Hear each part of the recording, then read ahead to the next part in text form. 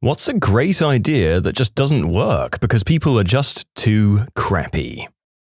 There should be a siren in all cars in case of emergencies. I'd use it responsibly, but other people would probably just overuse the siren the same way we do our horns. In 1967, the White Bicycle Plan was implemented in Amsterdam. It was a policy where thousands of unlocked white bicycles were placed around the city, free to use for anyone. People could just grab a bike they chanced upon, cycle to their destination and leave the bike there for someone else to use on the way back. Unfortunately, the plan failed as most bikes were either stolen and repainted in no time or just thrown in the river for fun. Actually, Paris does have a working shared bike program, but it is actively managed and you have to pay to use it. The bikes are accounted for electronically and you have to check them in and out. Honestly, this is not all that bad. Libraries have library cards for the same reason. Giving stuff away for free on local Facebook group pages. Thinking that you can do a nice thing giving away a baby cot or clothes, only to later see the guy you gave it to sell it for cash. I'm still jaded about that. A couple of months ago, some lady on Facebook was asking if anyone had a free fridge since hers broke. A couple offered her a free fridge and honestly, the fridge looked really decent, and she refused because it didn't have an ice maker. The guy even offered to cap the line. Nope, she still refused. Haha, faith lockers. Schools where there are no locks on lockers because we trust each other. This is the most naive idea I've read. Heck, my school's lockers have locks and people's stuff still gets stolen. It's probably worth adding that my friend left his book bag with his laptop in it in the cafeteria and then someone stole it. A few days later, the bag was in his locker but without the laptop. So basically, someone stole his whole bag, only wanted the laptop, then broke into his locker to give him the rest of the bag back. Good people.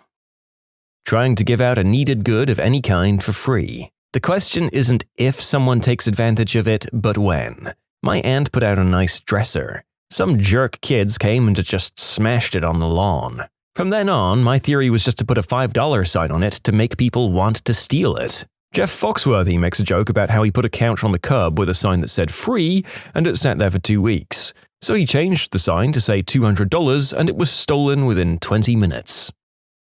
A local bakery used to give out unsold bread at the end of the night. They had to stop when someone tried suing them by saying the bread got them sick. And the bakery I worked at used to give unsold bread to the food bank, but they quit because they found out the food bank staff started selling the bread in secret. I see that this entire story grouping is going to be reasons why we as the human race can't have nice things. Most of these are great ideas if everyone was honest and behaved decently, and half those that don't are that way because they've been hard done by someone else and have become desperate or learned the wrong lessons. So settle in for a ride, folks. Baggage carousels. Stand the frick back, people. We can all reach our bags when they come round. When you crowd into the carousel as close as you can get, you block everyone whose bag happens to come out before yours. Group projects. In theory, a few people of differing opinions discuss a topic, offer different viewpoints, and give an all-encompassing presentation. But the reality, 1 or 2 people actually do the work, one person makes excuses to miss all of the work time, another person tries to hastily add something before the project is turned in so that they can say they did something, and the last person only shows up on the day of the presentation and asks which part they need to talk about. Pay it forward. I get paid every 2 weeks, and when I do, I usually go out to eat twice that weekend and buy dinner for a random person or group without calling attention to myself or asking for anything in return. I've been doing this for years, only asking that the waitress tell them to pay it forward. Shortly before Christmas, I bought an older couple their dinner, but had to use the restroom before I left. As I was walking out, the gentleman I'd purchased for tapped me on the shoulder, looked me in the eye, saying, "Now look here, Sonny, I just got my meal purchased for me. This is something your generation could do to show some respect." I just replied, "That's awesome, I'll keep that in mind," and walked out to my car. Again, this weekend, I witnessed a couple with 3 small children lose their collective minds because "we're not no fricking charity case. Get the manager right now." The poor guy got reamed for about 5 minutes before they left.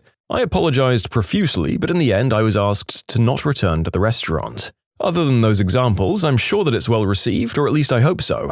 I'm sorry if you work in the restaurant business and had someone freak out on you because they got a free meal. I just wish I could leave my bike unlocked, even for a minute. Online chat rooms such as Omegle, Chat Roulette, those kinds of things. It's a nice idea to help lonely people cope from the convenience of their home, but people are far too creepy and they troll too much. Enough so to scare a lot of people away. So many sausages. Cleanliness and public toilets. Helping random homeless. There's so much panhandling professionally that I don't trust to give $1 to a guy with a sign. They choose the same street corners all of the time. The panhandling has gotten so bad in my town that the local government put up a billboard basically saying not to give your money to the panhandlers, but to give your money to the local organizations that aid in helping the homeless, like our soup kitchens and homeless shelters. Yeah, that happened in my city too, but in my case it was crappy, because the biggest and most well-known shelter and resource for homeless people, pretty much the single go-to place in the city, is a frickin' racket that steals income and social security payments from the people who stay there. Of course, I myself was homeless at the time where all of this was true, which is the reason I know these things. It made me just want to slap whoever was putting those signs up. Leave a penny, take a penny. There always has to be some butthole who just takes everything.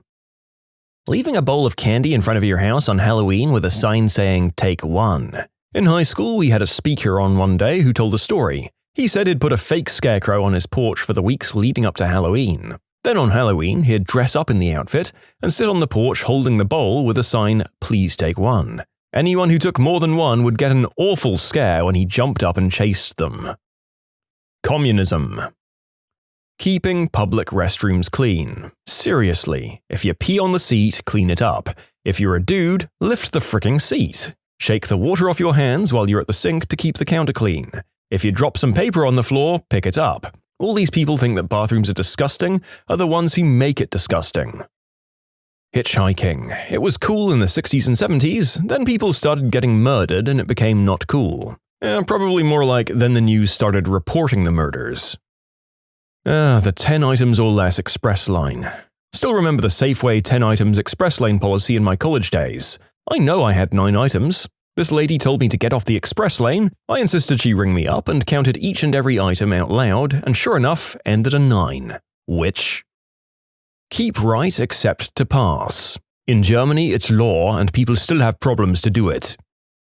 Wikipedia's "Please donate $1, and if everyone in X country did, we'd end our campaign in an hour." You know what's weird? If I saw someone out in the street with a bucket raising money for Wikipedia like a charity fundraiser does, I'd happily chuck in £1. But going through the hassle of having to make an online payment for just $1 seems like way too much hassle for me. So I never bother. And I should because I use Wikipedia daily. I guess I'm just a crappy person. Academia as it's currently constructed. I'm all for life as an academic, but the current system rewards the wrong behavior. The current system rewards EDDs who've never taught in a class. Literally, I've seen it. With administrative positions with exorbitant salaries that often have very little to do except bullcrap PR. Over the last 30 years, administrator positions and salaries have ballooned. Regular faculty still get to struggle while fighting to defend students from unscrupulous money grabs from the aforementioned largely useless administrators. And state legislatures exacerbate it all. My source? 10 years of working in higher education. The zipper method when merging 2 lanes in traffic. User-driven content websites where people can post anything and then upvote or downvote submissions based on originality, humor, or intelligence. Most often, this model just descends into various images of a cartoon frog, and by God, I wouldn't have it any other way. Hey, those websites are where we get the content for these videos. How dare you— Oh, I get it, you were being ironic. Carry on, good sir or madam. Turning your hobby into your work or profession. Science. Seriously, when I have to question who's funding your research every time I read a paper, we've utterly failed. This is why some journals require conflict of interest statements. I've been seeing them a lot in journals that report research on the effects of pharmaceutical substances. It always makes me feel better when the statement says, "The authors report no conflict of interest," but then I'll read some great article and see that the author has ties to a big pharmaceutical company. Tisk, tisk. Pretty much anything that involves trust and/or cooperation. So read basically anything. World peace. The customer is always right. As someone who's worked in retail for 20 years, this is probably the least true and most overused statement ever. People are fricking idiots. Look, the original meaning of that saying was to sell what people want, and if nobody's buying it, then the customer is right in that they don't want it. Now the phrase is used by jerks to get their way. Teamwork in Overwatch. I'm a Canadian-based Diamond support main. The team with the best player but no teamwork will always lose to a team that's mediocre but works together. Protect your healers, assuming they can position themselves properly. Change if it's required to win a game. Having hit scan for that Pharah makes a difference. Don't stand at choke points waiting for a pick. Push in together at X time, win or lose. Rinse and repeat. Meta isn't always required. That Widow and Hanzo you're asking to play Soldier might play worse on your meta pick. I've won games against meta with 5 attack heroes and a healer, and other more strange combinations. If you've lost a game or two or find yourself tilting, just take a break. You'll play much better when you're refreshed. If you find yourself blaming your team all the time, maybe your teammates aren't the problem. Combo your ultimates, and for the love of God, invest $20 in a microphone. Getting any job in retail because people suck. Or any customer service job. People think that spending money, no matter the amount, directly or indirectly, entitles them to be treated better and also to treat others worse. You can submit your own stories to be featured here on the channel. The story submission link is in the description below. And if you want to listen to some vibey music in the background, check out easymode, also linked below, and subscribe.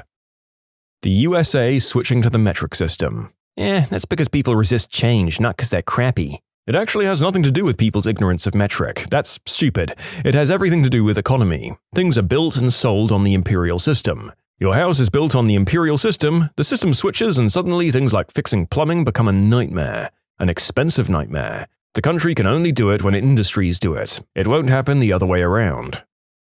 Oh, yellow traffic lights. The intention is, please slow down and ready to stop. And in my country, we go, look left and right, if there's no police, go max speed before it turns red. Charities. Screw you executive directors who spend 90% of donations on your salaries and operating expenses and only use 10% for the people the charity is supposed to benefit. That's right, I'm talking to you, American Red Cross, Susan G. Komen Foundation, Wounded Warrior Project, and the list goes on and on ad nauseum. Trying to climb out of the crab bucket. Creating an anonymous Reddit account for all those stories you don't want to share because people might know or find out your username. Basically, even though you're anonymous in theory, a shared anonymous account between all Reddit users. It started once, and within 12 hours or so, someone changed the password and didn't share it. Eating out buttholes. This is the most correct and the least correct answer. Governments. Health insurance, apparently. Health insurance fails because it's a dumb system. The buttholes are just there to make the experience worse. Insurance works for things that are unlikely to happen or are preventable. People getting sick or injured is unavoidable. The two models are incompatible. Peaceful protest. Heck, peaceful anything. You try to take the high ground and people will just take advantage. Just the way the world is, nothing you can do about it. Such a cop-out to say that. No, the world is like that because crappy people never make any effort for personal growth. Turn signals. Why people think you don't need to let other people on the road know when you're moving your 2-ton piece of metal is beyond me. For IT people, Scrum. It's like communism. A great idea in theory, never done well in practice. In my experience, it's middle management that can never provide the structure, funding, and autonomy that it requires. Most teams, SMs, and POs seem to get it and work with it. When middle managers want to defy the triangle of quality, time, and cost, you only get 2, or they think agile is a new buzzword and they can continue with their normal management activities regardless, then it never works. Long-term casual whoopee, also known as friends with benefits. It can work, it just doesn't work for everyone. It requires staying emotionally detached, and most people struggle with that. Drive on the right, pass on the left. Most people just do whatever they damn well please, so this gets all messed up. Self-scan checkouts. People just steal. The idea is great, you can check out faster, less staff, and you can see exactly what something costs. But people are crappy and they just steal. I mean, they stole before that. Apparently, affordable healthcare in the world's largest GDP nation. Facebook. It's a great idea, turned crappy by people thinking that I care about anything more than what is going on in life, not what you believe in. Recycling and actually putting trash in trash cans. Just frickin' do it. Oh, Nintendo. Anything Nintendo. Share your game with friends over link, cable, Wi-Fi, just play together, damn it. Nope. So, we're bringing out a console that also converts to a handheld. Wow, excellent idea, Nintendo. But it's got hardware from 5 years ago. Okay, well that's not great, but I can live with it if the price is alright. It's gonna cost you the same as a PlayStation 4 or Xbox One. What? Okay, my god. Well, at least me and my friends can play Splatoon online together. Yeah, you've gotta pay for online now. We've been pretty clueless with online for years, but now we reckon we can wing it. Frick's sake, Nintendo. The extra controllers are gonna cost a bomb as well. Frick! Everybody accelerating their cars at the same time when a traffic light switches from red to green. Democracy. In June of 2016, British people voted en masse to leave the EU with no plan, often on misguided beliefs, and in spite of thousands of warnings from politicians and economists. In November 2016, America voted for Trump in spite of his dubious morals, complete lack of political experience, and repeatedly being found to have lied during his campaign. Well, this comment certainly aged like fine wine, no matter which side of the political spectrum you find yourself on, either because you're bathing in the, quote, victory of the developments in both these things, or because you wanted more evidence to sadly point to as evidence of how we never learn anything. Blinkers on a car. Zipper merging. Picking up your dog's number 2 when taking it for a walk. Life. Switching over to renewable energy. We know it's the right thing to do for the Earth, but a select few powerful companies are doing everything they can to stop that from happening. It's not even the right thing to do for the Earth, it's the right thing to do for us. If we continue the way we're going, we'll make our environment uninhabitable for humans. The Earth doesn't give a crap because it's a big dumb rock floating in space. Elections. When you have a 55% turnout, it's a joke when the implications of who you're voting for will affect your future. Well, some states make it hard to register. I had to go through hell. First time I tried to register through the proper channels, they sent me my forms about 3 months later. It was too late for early voting. The paper was dated 3 months before the envelope was stamped, so they had the letter ready and everything, but took forever to actually mail it. You know, any good idea that relies on people not being crappy is in fact a crappy idea. Communism. See also capitalism. Little free libraries. Some communities have issues with them being damaged or all the books disappearing, probably to end up on Amazon. Dating. Taxes. I doubt anyone will ever read this besides me, but taxes are a great idea. Everyone chips in and we get things that we all benefit from. Problem is, we're taxed unfairly and funds are totally mismanaged.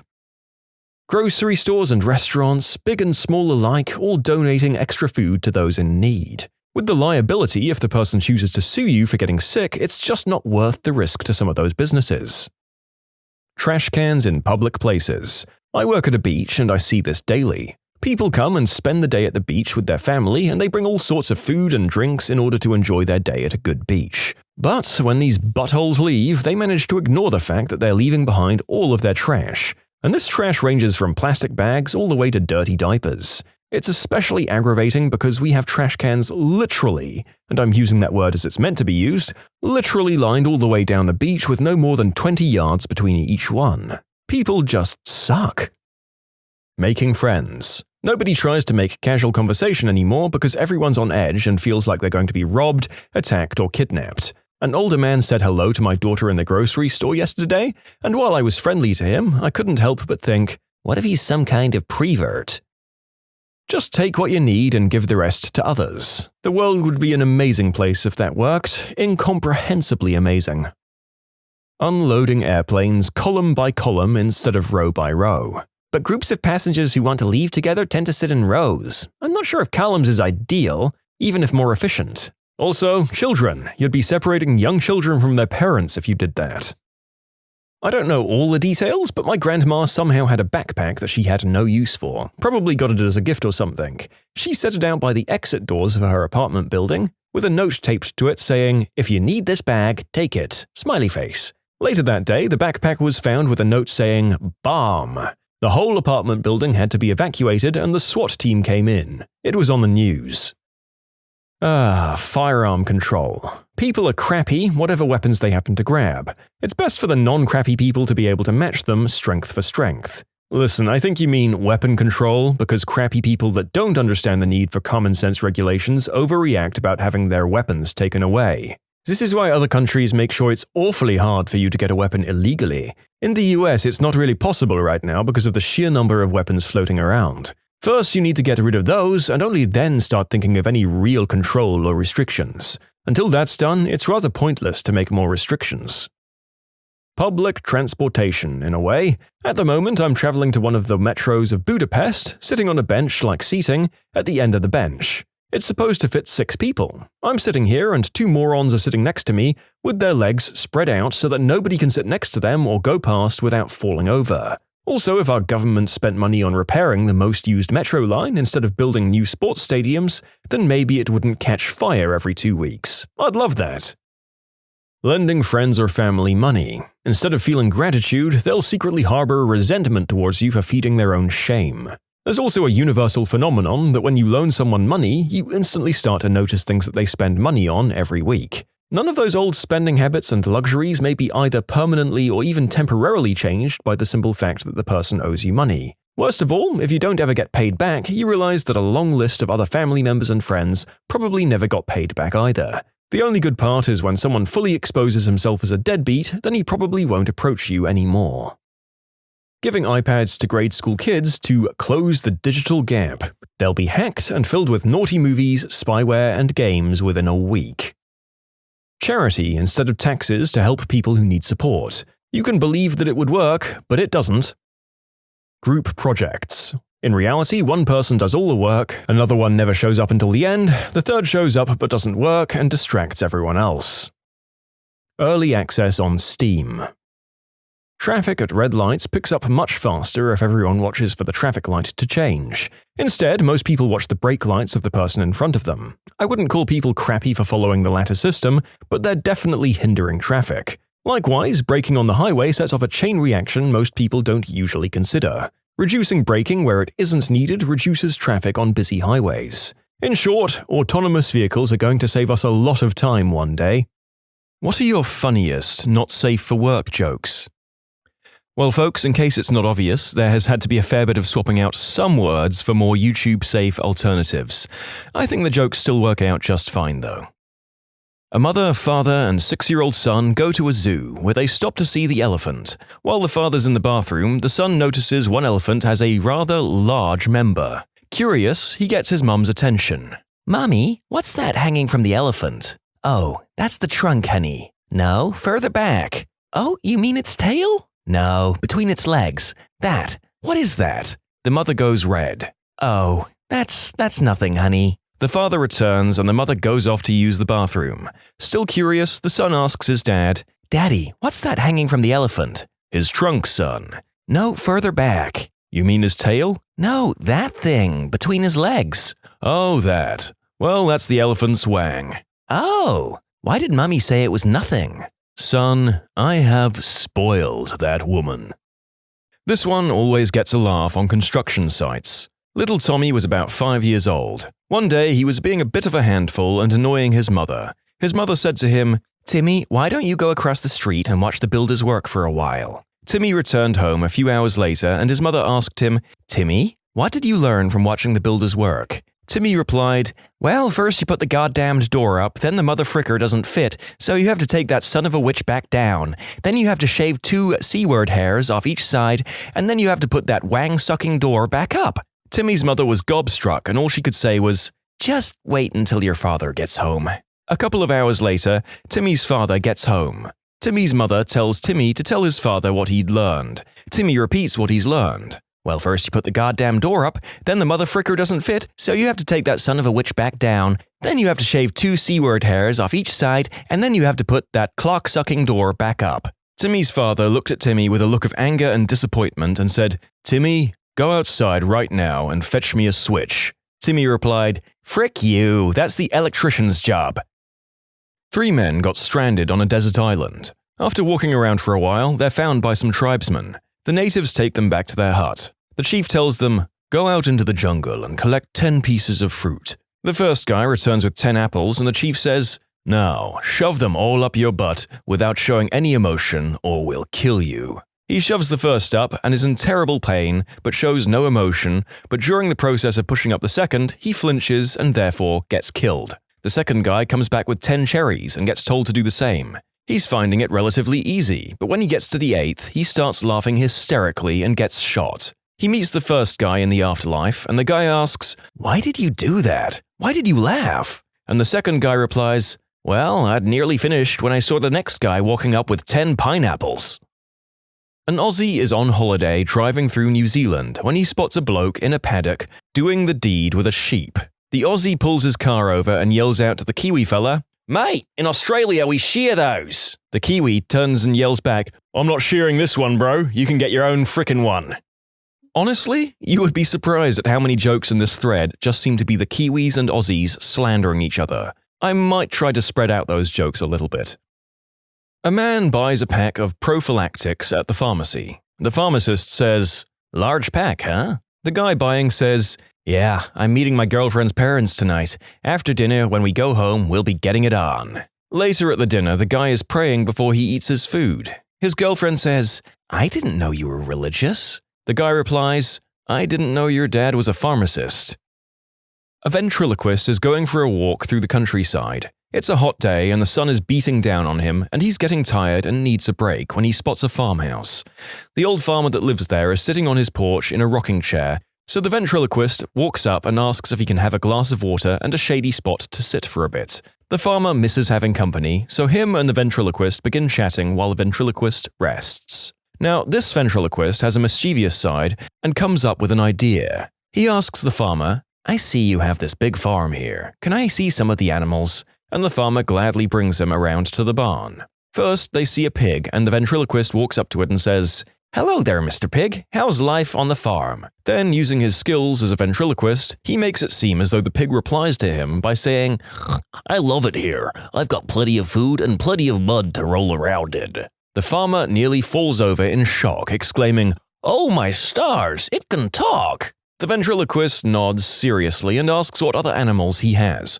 So the farmer brings him over to an old horse. The ventriloquist asks, "Hello, Mrs. Horse. How are you on this fine day?" To which the horse appears to reply, "Another beautiful day out here in the countryside. Plenty of room to graze in, clean water to drink, and clean hay to sleep on." Again, the farmer can't believe what he's seeing. "All this time and I never knew they could talk," he says. Then the ventriloquist spots some sheep in a pen nearby and says, "Hey, do you mind if I say hello to the sheep?" The farmer's face goes bright red and shouts, "Don't you talk to those sheep! They're liars! Everyone knows those sheep are damn liars!" A guy and a girl meet up in a hospital elevator. The girl says, "I'm here to give blood. They give me $10 every time I give blood. What are you here for?" The man says, "I'm here to donate semen. They give me $50 every time I donate." They go their separate ways until a week later when the man sees the girl rushing for the elevator. He holds the door open for her until she gets in. "Here to donate blood again?" he asks. She shakes her head. Father comes home and little Johnny comes running in tears. Dad, Sparky died. I came home and he was lying on his back with his feet in the air." Dad tries to find the right words, eventually explains, "Sparky is reaching up so Jesus can reach down and take him to heaven." Johnny mulls this over. It makes sense and he feels better. Weeks later, Johnny comes running out in a state of panic. Dad, Mommy almost died today." "Oh my God, what happened?" "I came home early from school and heard moaning. Mommy was on her back with her feet in the air screaming, 'Jesus, I'm coming!' And if it wasn't for Uncle Bobby holding her down, we would have lost her for sure." An old man is sitting on his porch and he sees a kid walking by carrying a roll of duct tape. Old guy yells out, "Hey kid, where are you going with that duct tape?" "Gonna catch me some ducks," says the kid. "What? You can't catch ducks with duct tape," he yells back, but the kid continues on his way. A couple of hours later, the kid is walking back the other way, carrying 4 ducks wrapped in duct tape. The old man can't believe it. The next day, the old guy is sitting on his porch again, and he sees the kid walking by. This time he's got a roll of chicken wire under his arm. The old guy yells out, "Hey kid, where are you going with that chicken wire?" "Gonna catch me some chickens," says the kid. "Seriously? You can't catch chickens with chicken wire," he yells back, but once again, the kid just continues on his way. Later that day, the kid walks back the other way and sure enough, he's got half a dozen chickens wrapped up in the chicken wire. The old guy is astounded. Next day, once again, the old guy is sitting out on his porch and he sees the kid walking in front of his house. He yells out, "Hey kid, what you got under your arm there?" "Pussy willow," says the kid. "Hang on, I'll go get my hat." An Australian is in New Zealand working on a sheep farm with a bunch of Kiwis. After a couple of weeks, he goes to one of them and says, "Hey mate, where are all the girls at? I haven't been laid in ages." The Kiwi says, "Nearest girl is 3 hours away. What we do here when we get in the mood is head down to the paddock, pick us at a sheep, and give it a good rooting." The Aussie is naturally disgusted, but as the weeks go by, he grows more and more desperate. Finally, he sneaks down to a secluded paddock, creeps up on a sheep, drops trow, and starts going to town. Almost immediately, he hears all the other farmhands laughing at him. Trying to quickly pull his pants back up, he yells, "I thought all you guys did it." "We do," replied one of the Kiwis, "but you picked the ugly one." Well, I told you there'd be a few of these, didn't I? These two countries really have an axe to grind with each other, it seems. My girlfriend tried to make me do the deed with her on the hood of her Honda Civic. I refused. If I'm going to do it on a Honda, it's going to be on my own accord. What's the difference between a pickpocket and a peeping Tom? A pickpocket snatches watches. Kinda like the difference between a magic show and a burlesque show. What's the difference? Well, a magic show is a cunning array of stunts. How about the difference between an epileptic cornhusker and a working girl with diarrhea? All right, what's the difference? An epileptic cornhusker shucks between fits. Man walks by a shop. There's a sign out front that says, cheese sandwiches $1, pull jobs $5. So he walks in and sees a beautiful blonde standing behind the counter. "Are you the woman who gives pull jobs?" She says, "Why yes I am," in a very flirty tone. He says, "Well, wash them hands and make me a cheese sandwich." This is my go-to joke. Gets a laugh every time. There's a bar right outside the town I live in that's a hot spot for people driving through town. One night, this guy walks in and sees a jar full of $10, $20, $50, and even a couple of $100 bills in there. So he asks the bartender, "How does somebody win that tip jar?" The bartender says, "That's for anyone who can make the horse in the back laugh." So he strolls to the back where the horse is, closes the door, and a couple of minutes later, he walks out and the horse is laughing uncontrollably. He casually takes the tip jar on his way out. A couple of months later, he enters the same bar and sees an even bigger jar full of cash. So he asks the bartender how to win this one. "That's for anyone who can make the horse stop laughing." The man gets up, walks to the back, and sure enough, a couple of minutes later he walks out, and the horse is dead silent. The man grabs the tip jar and is walking away, and the bartender says, "Hey, wait! I gotta know, how did you do it?" The man says, "Well, the first time I told him my wang was bigger than his, and the second time I showed him." 3 men are at the gates of heaven. St. Peter says, "Heaven is a big place. You'll need a vehicle to get around. You'll get one based on how faithful you were to your partner." The first man says, "In our decades of marriage, never once was I even attracted to another woman. I was only faithful to my wife." St. Peter gives him a Rolls Royce. The second man says, "Well, sometimes I had a few one-night stands, but I still loved my wife, and I never lapsed any time else." St. Peter gives him a moderately expensive car. The third man says, "I'm sorry to say this, but I was incredibly unfaithful. I had affairs every week." He gets a bicycle. The 3 men meet a few minutes later. The first guy is crying. The second man asks, "Why are you crying? You have a Rolls Royce." And the first guy says, "Well, I just saw my wife riding by on a skateboard." A man goes to a brothel. The madam welcomes him and says that there's currently a lot of free women and he can do the deed with all of them. The man is very happy with the suggestion and takes the deal. The next day, after such a steamy night, he decides to go back. The madam welcomes him and says that right now only 1 girl is available. Well, the man was a little upset, but it's better than nothing. After another happy night, he decided to come back again. The madam welcomes him yet again and says, "Oh, sorry, we have no one available right now." The man is clearly upset and keeps asking, maybe he could wait. The madam says, "Well, there is one unpopular choice. You can do it with a badger." Since the man is really feeling the need, he decides why the hell not and took the deal and did the deed with the badger. As a loyal client, he decided to come back tomorrow. The madam welcomes the man but says, "Oh, sorry, there are no girls available. The customer got upset. But hey, what about the badger?" The madam says, "Sorry, even he is taken, but the brothel is introducing a new activity. Watch from the two-way mirror how other clients do the deed with the ladies." The man agrees to try it out. In the room there are many spectators and the couple being watched are going really rough and hard.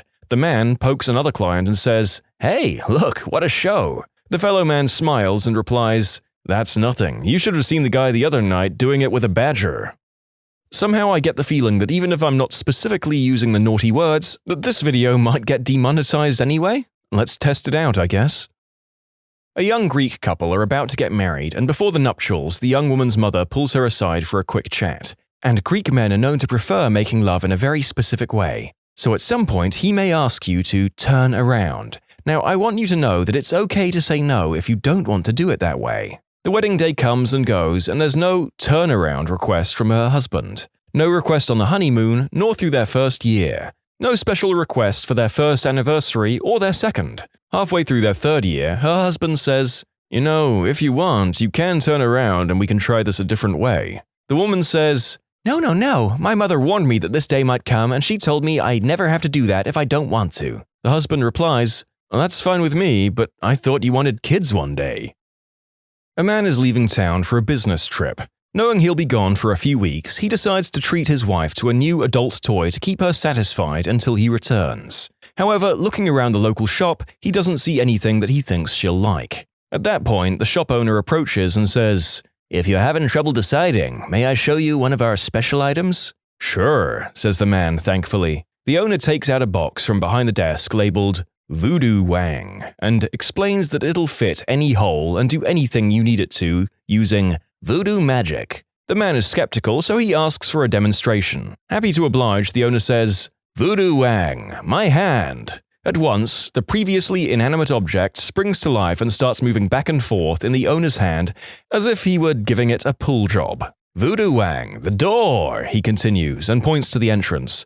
The magic toy flies to the door, shrinks to the size of the door's keyhole, and starts going to town. "Now," cautions the owner, "this is the important part. Once it starts, it won't stop until it hears, 'Voodoo Wang, your box.'" On cue, the Voodoo Wang leaves the door, changes back to its normal size, and returns, dormant, to the box.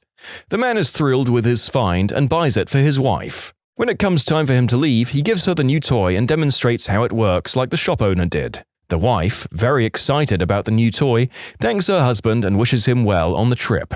About a week passes and the wife decides to try out the Voodoo Wang. Removing it from the box, she says, "Voodoo Wang, my hoo-ha."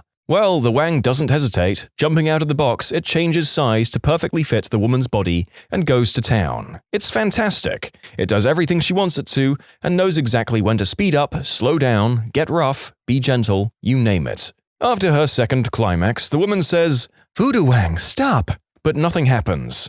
Again, she says, "Voodoo Wang, stop!" But still nothing happens. Realizing she forgot the magic phrase, she starts to panic. Grabbing some clothes and her car keys, she makes a mad dash to the hospital to see if they can help her. She's about halfway there when she has a third, massive, full-bodied climax and starts losing control of the car. At this point, a cop sees her driving erratically and pulls her over. "Ma'am, you're driving very recklessly. Care to explain yourself?" Well, she does her best to explain the Voodoo Wang to the police officer, but he's clearly not buying it. "It's the truth," she pleads shakily. "Yeah, right," scoffs the cop. "Voodoo Wang, my butt."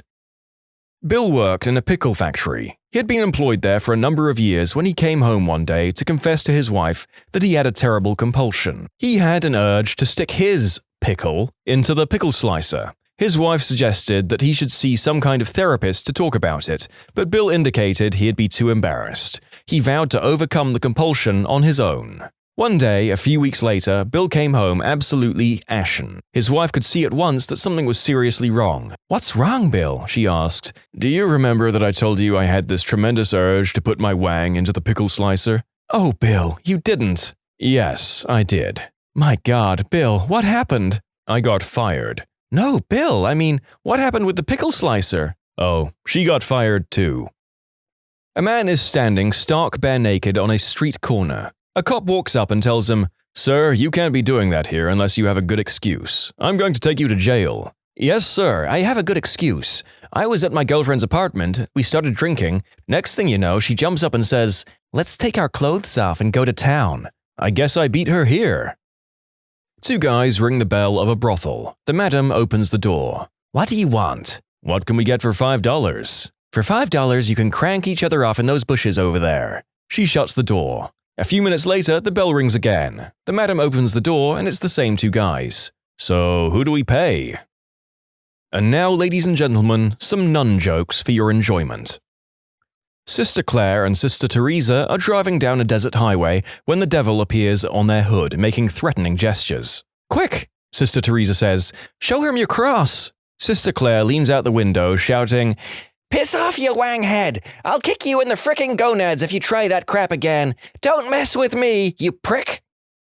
Two young nuns are asked by their Mother Superior to paint a room in their convent, and are sternly warned not to get paint on their habits. To ensure they comply with Mother Superior's order, they decide to remove their clothing and paint in the buck, as the only eyes that will see them will be each other's and those of God. After painting for over an hour, there's a knock at the door. Panicking, the first nun asks, Who's at the door? A reply comes in, It's the blind man. May I come in? The nuns look at each other. Neither wishes to turn away the blind man. The second nun says, If the man is blind, he won't see our exposed bodies. We should let him in. The first nun agrees and opens the door to the man. Nice hooters. Now, where do you want these blinds? A young man walks up and sits down at the bar. What can I get you? The bartender inquires. I want 6 shots of Jägermeister, responded the young man. 6 shots? Are you celebrating something? Yeah, my first go at oral. Well, in that case, let me give you a 7th on the house. No offense, sir, but if 6 shots won't get rid of the taste, nothing will. A cop is eating lunch at a diner when he overhears an elderly couple, maybe in their 80s, talking. The man says, Do you remember this place? The woman answers, Of course. Behind this diner is where we first did the deed. The man says, What do you say we do it again? The woman giggles and says, Why not? And they both get up to leave. The cop was taken aback by this and was curious, so he decided to follow them. He follows them as they slowly walk behind the diner. When they go behind the diner, he decides he will just stay there to make sure no one bothers them. He then watches as the lady slowly lifts her dress and the man grabs his pants. The man grabs the fence in front of him and starts going at it full force, like a stallion with his first mare. The cops were taken aback. This guy seemed to have more stamina than anyone in the world. When they were done, the couple starts walking out of the alley and the cop decides to talk to the man. He had to know how he was able to do that. The cop said, How are you able to keep going like that, even at your age? The man smiled and answered, Well, for starters, 60 years ago, that fence wasn't electric.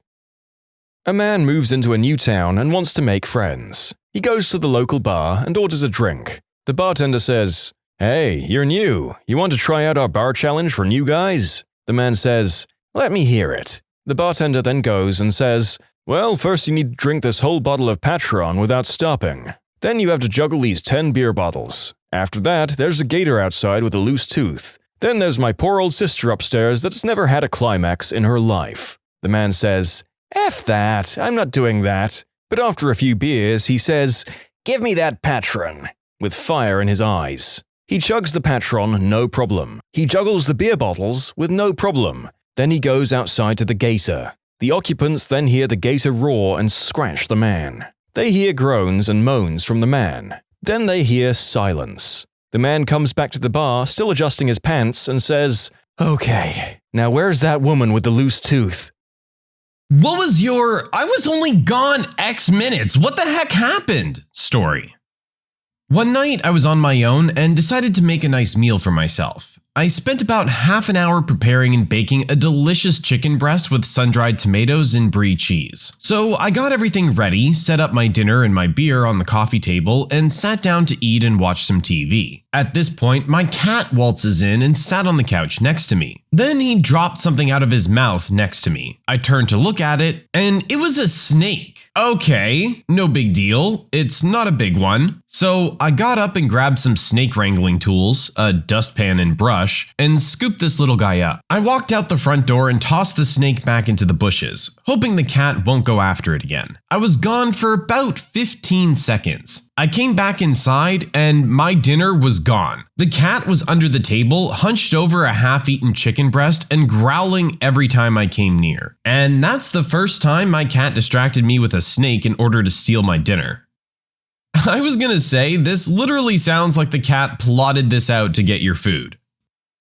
I left my 2-year-old twins for 2 minutes. They were happily glued to the TV, and I thought it was the perfect opportunity to sneak to the kitchen and finish making my coffee. They continued being quiet, and I found it strange, as they normally come and follow me when I leave the room. I came back, and there was soil scattered all over my carpet. One was feeding the other a plant. It was our first baby. My wife had never left our little girl, but decided to run an errand, leaving me, Dad, alone with her. I assured my wife all would be well in her short absence. The kid is sleeping in my arms. All is quiet. I give my wife a kiss and she heads out the door. I walk back to the sofa with the sleeping kid. Notice the kid could probably use a diaper change. I set the baby on the changing table, I take off the old diaper, and the baby wakes up and proceeds to erupt with a volcano of projectile diarrhea. It's all over me, the changing table, the wall. I'm now panicking. I pick up the baby, who's still hemorrhaging an unending spray of baby turd mist. I take her to the kitchen sink and flip on the water. The water's still cold, so when I set the baby in the sink, the baby starts screaming like a demon. My wife opens the door. She forgot her purse. Poop all over the walls and floor. Desperate poop-covered husband wrestling with desperate freezing poop-covered baby. My wife was gone maybe 90 seconds, max. Back in 2008, when everyone was getting $600 tax rebate checks in the mail, I left mine unopened on my coffee table. Went to use the restroom, and when I got back, I saw the envelope chewed in half, and my dog nowhere to be seen. Somehow, my miniature Dachshund puppy got up on the coffee table, picked through all my other mail to find this specific one, chew it up, and run under the bed. All in about 1 minute. I had to tell the IRS that my dog chewed up my rebate check, which was funny. First day of summer break after grade 7, I went to a skate park with a few friends and one of their dads drove us all. He went to get a coffee and said, "Don't break anything until I get back." And I did not listen. I went down a quarter pipe and broke both my radius and ulna on my first try. He got back and I was sitting on a bench holding my crooked arm. At that point, he's gotta just laugh when he comes back, right? Like, he totally called it. When my daughter was around 3.5, I picked her up from daycare on my way home from work, walked in the door, and set her down in the living room to play while I put the mail I had grabbed on the way into the house on the table in the kitchen, which was less than 10 feet away. I dropped the mail on the kitchen table, turned around, and walked back into the living room, and she's butt naked. It was literally less than 5 seconds. I'm still amazed when I think about it. I can't even get my shoes off that fast. Sounds like maybe she was just trying to play a prank on you. Comcast and FedEx both left a "just missed you" at my door when I was gone for 5 minutes to shower, during the latter quarter of a 5 to 6 hour time frame. Yeah, we've all been there for this one. I experienced being hunted by a tow truck in Chicago. A friend and I were delivering a couple big monitors to his apartment. We pulled around behind the building, but he didn't have the key for the back door. So we quickly ran around front and came out the back door of his apartment to see the car gone. Like, not going, or the tow truck loading up the car. It was gone. We couldn't have taken more than 90 seconds. Wow, those repo guys are pretty slick, huh?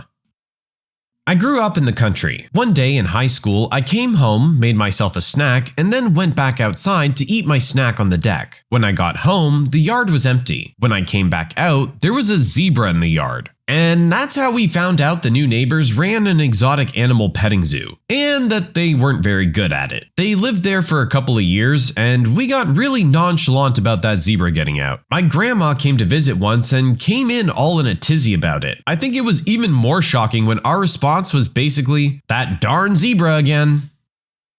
I was in middle school. I went to the bathroom because the lesson was boring me out of my mind. You know, I was 12. And I stayed there for around 10 minutes. When I returned to class, I saw 2 cops dragging 2 of my classmates. They were handcuffed and visibly terrified. Found out sometime later that they were arrested for drugs. And the cops came in the class and handcuffed them right there.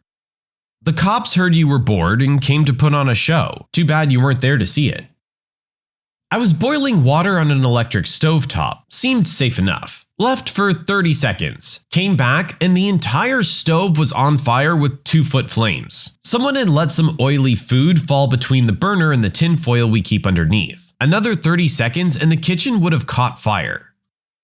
I live above the pizza place that I work at. I'm also full-time in college. Last night, they called me in for just an hour or two to help close. No big deal. After a full school day and going into work for a bit, I was exhausted. I walked upstairs and into my apartment. There was new decorations everywhere, my furniture was gone, and my bedroom door was open. I screamed, "Holy crap!" and kicked open the door to see who was in my room. I was only gone for an hour. How could someone move in and move all of my stuff? As I made contact with the girl lying in bed watching Netflix, I realized I was on the second floor, not the third floor. The apartment below me has the exact same layout as mine, and this girl happened to have her door unlocked like I usually leave mine. We have multiple roommates. I simply said, "Oops, wrong room," and ran back to my room. I'm going to go down today and apologize for scaring that poor girl half to death at 11 p.m.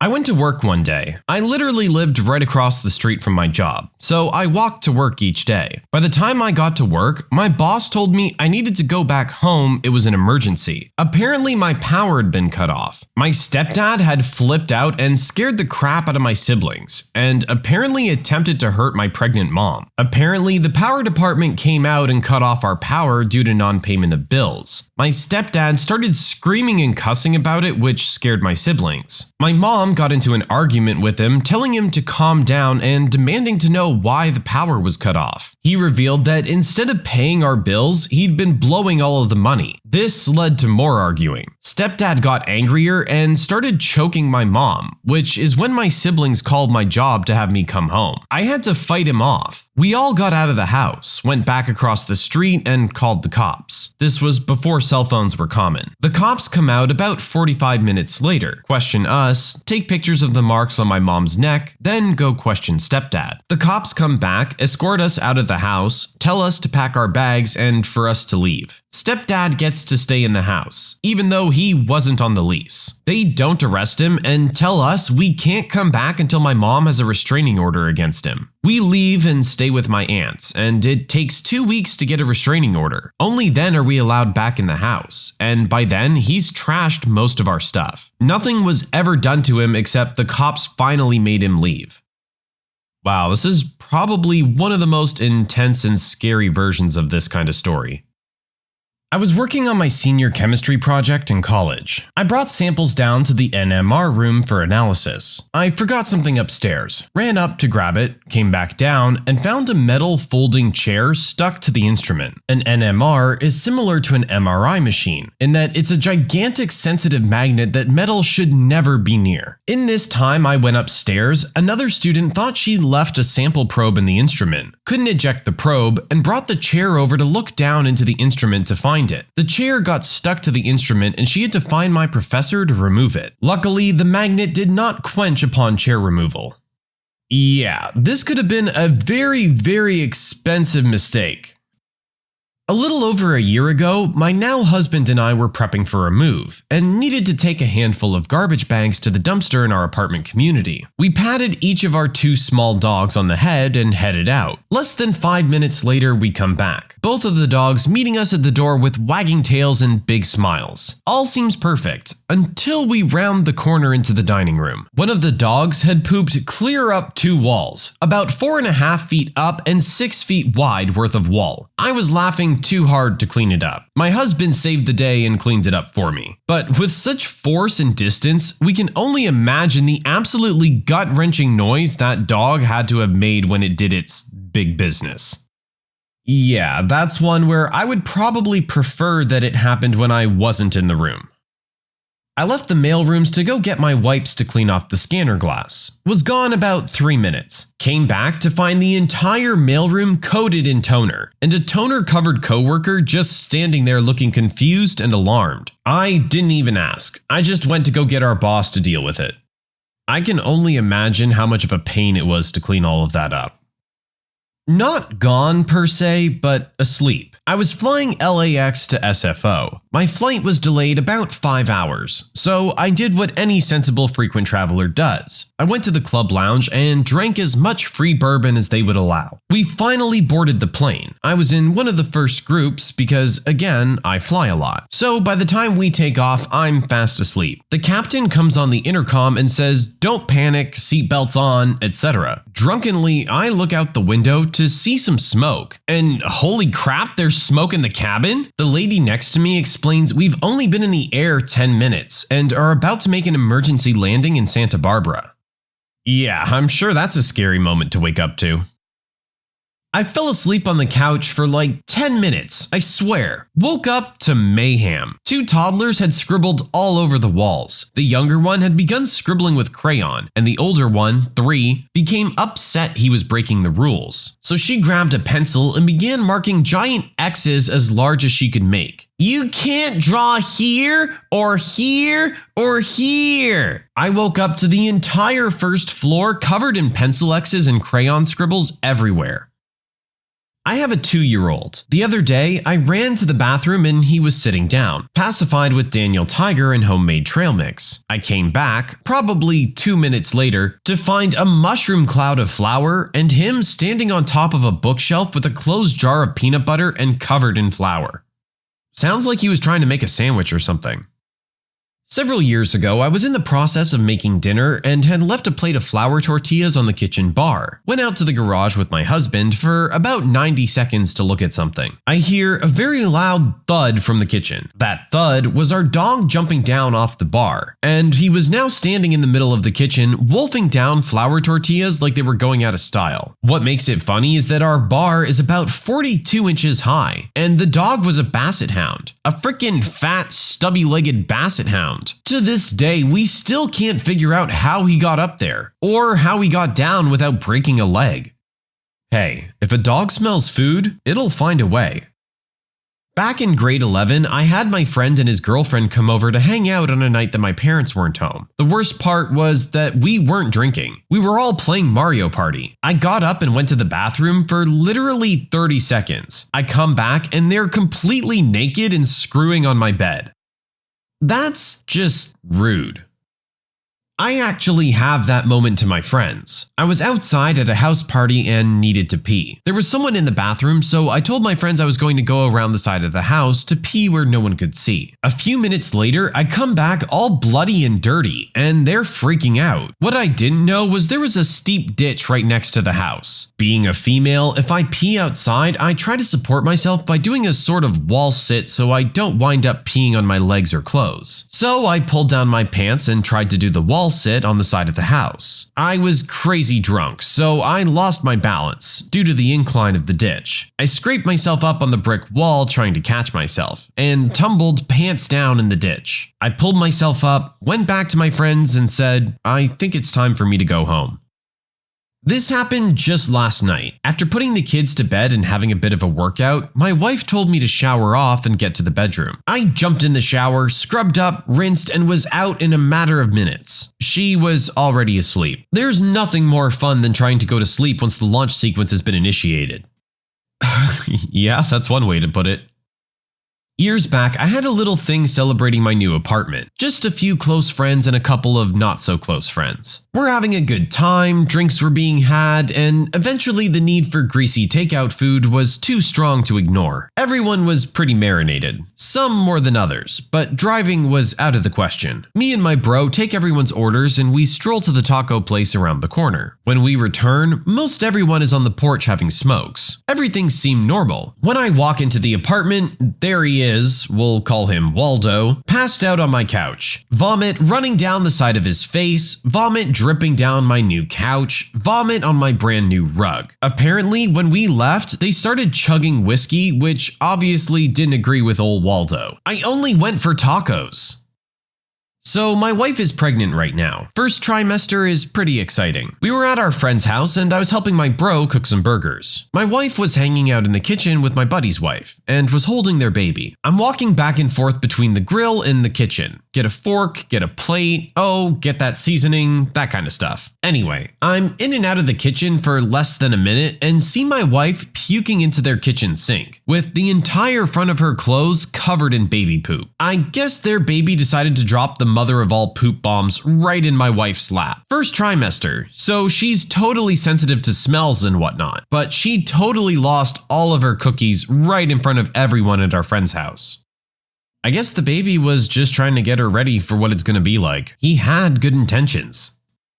That Super Bowl where Janet Jackson was topless. Well, lucky me, I had to pee right before the halftime fiasco because it was getting really boring. As I'm peeing, everybody starts screaming and hooting, and I had a mini heart attack and peed on the back of the toilet. Now, anytime I feel myself get bored, I think about that day, and it forces me to stick through the boredom in case there's suddenly boobies. My girls were like 4 and 6 years old. One summer evening, I left them at home with their dad while I ran to the store to pick up a few things. I couldn't have been gone more than an hour. When I pull into the driveway and get out of the car, I can hear both girls screaming and their dad roaring. I sigh and straighten my shoulders and walk into the house, braced for whatever disaster is awaiting me. I go through the front door, round the corner, and see my husband lying in the hallway holding his head. His roars have subsided to a painful groaning. I hear scuffling behind the girl's closed bedroom door. I step over my husband's prone form and burst into the bedroom to catch the girls in the process of climbing out their bedroom window. I got everyone settled down and finally got the story out of them. It seems my husband thought it would be hilarious to scare the girls. So he got out the scream mask, put it on, and tiptoed down the hallway. He stuck his head through the half-open door, and before he could make any scary sound, the 6-year-old glanced up and saw him, and immediately leapt to her feet and slammed the door, pinning his head. When he recoiled from that impact, he staggered backward, cracking the back of his head on our bedroom doorframe and collapsed to the floor. The girls were planning to escape next door. The moral of the story is don't mess with defenseless little girls. Sometimes they'll mess you up. You know what? I'd be pretty darn proud of my little girls in this situation. Baby powder everywhere. I'm talking in the silverware drawer, under the couch, inside the couch, on top of the picture frames. It clogged and broke the vacuum. I slipped on a thin layer of it trying to get the vacuum out of the closet. Baby powder on tile is very dangerous. I hate baby powder. I wanted to try tattooing. I bought a gun and was practicing on some oranges and stuff. I had some friends come over and one of them volunteered to get a simple little bomb done on him. I did it and it turned out good. I went out for a smoke break for 5 minutes and then came back in to the rest of the guys tattooing themselves with the same needle. One of them tattooed a circle on their arm by literally holding it like a child holds a crayon and just did overlapping circles. And the other tattooed his ex-wife's name across his forearm in a similar fashion. Started okay, but slowly got bigger and worse near the end of the name. Serious WTF moment. Oh, the worst part of that story is them reusing the same needle. That's just a bad idea no matter what. You want to give yourself a stupid tattoo, that's entirely up to you, but at least use a fresh needle. A regular day in the gym. I was working out my back. A couple of guys were doing flat bench and hanging out. I had to go take a leak and was gone for 2 minutes tops. Come back to see one of the guys sporting a pec tear with a spectacular purple bruise blossoming on it. He was crying, practically bawling while a doc tended to him. Turns out, while ego benching, he tried to do 405 and paid the price. I was at work and I went outside to grab a smoke. I come back in and one of the receptionists that I had a crush on is blushing and everyone else is laughing. I ask what happened and they let me know that she got her belly button pierced the night before and wanted to show everyone but was wearing a dress. She decided to flip up her dress to show everyone anyway and forgot that she wasn't wearing any underwear. I wanted my wife to have a good morning, so I made breakfast for her. It was pancakes with her favorite syrup and a glass of orange juice. I thought it would be nice for her to be able to eat it in bed, so I woke her up and brought her the tray. I realized I forgot a napkin, so turn around to go get one. And as soon as I make it out of the room, I hear silverware hitting together and a really sad voice say, "Oh, come back." I turn around and there's orange juice everywhere, pancakes on the bed, and she's looking at me like I did something wrong. Evidently, she'd reached for a Kleenex and her juice started tipping on the tray, and she panicked and overcompensated. Trying to make her day nice made it awful. Story of my wife's life. Well, hey, it was a nice thought. At least you were trying. You can't account for that. Cops of Reddit. What criminal actually fascinated you with their criminal skills? Continually had to interview a man who was repeatedly arrested for running guns. Sometime about my fourth interview with the guy, he explained to me that he earns about $250,000 in 3 months of smuggling them. He inevitably gets caught and was repeatedly sentenced to 9-month stints, 2 years but only served 9 months. He also told me that no one ever seized his funds. They were all done in cash and left in a, quote, safe place. So he said he had a steady job where he made $250,000 for a year's worth of work and will retire in a few more years. Plus, since it was all tax-free and he lived cost-free for his 9 months of incarceration, he was banking it all. Dude basically made my entire life's earnings in 7 or so years, but the guys arresting him thought he was an idiot. Edit, holy crap, this blew up. I'm currently at work and won't get into too much detail. This is a 100% true story and feel many don't understand that 3 strikes is a commonly misunderstood law. The defendant must have been prior sentenced to serious or violent felonies. This isn't generally, depending on the gumption of the DA, applicable. Most cases get pled out to more minor offenses in sentencing. This man never took it to the box. Unless they have done what we call the Dirty 30, they will usually be eligible for a plea if the strike is dropped. I am not a beat cop, nor was I a beat cop when I met this guy. I was not seeking any charges against him, merely a cog in the bigger wheel. We don't often catch the smart ones. They live in mansions in Bogota. We catch the low-hanging idiot fruit, but sometimes the idiot fruit can become useful. There are many dynamics to law enforcement beyond someone's mail getting stolen and domestic violence calls. I've met way more impressive people, but this guy fit the question asked. Back in an earlier part of life, when I was a cop in Baltimore's Western District, our sector had been getting hit with weird commercial burglaries that owners couldn't figure out how they were happening. Alarms weren't going off, and owners were showing up to ransack shops. We drove a lot of back alleys and walked a lot of foot for months trying to catch this guy. Eventually, one winter midnight shift, we caught up to him. He finally hit a place that had motion alarms as well as entry alarms and triggered it. It was about 3 a.m. and had been snowing lightly for a couple of hours. We got to the place in less than a minute, and the cop who took the back alley saw this dude running down the alley with about a half a block head start. He took after him, radioed, and we all started converging. By the time we all got back there and had closed off the ends of the alleys in the block, nobody could find this guy anywhere. That's okay, it was snowing. We're walking along, following tracks in the snow in the alley, and they turn into a side alley and stop at the dead end. We looked at each other confused and start shining flashlights around. My side partner says, "Mother freaking Spider-Man." We look, and he's got the guy in his light. About 15 feet up, against the buildings, he had wedged himself into the corner of 2 buildings and pressed his arms/hands and legs and feet out against the 2 walls and used isometric pressure at that 90-degree angle to lift himself up and stay wedged up there, just looking down at us, like some free-climbing mountaineer.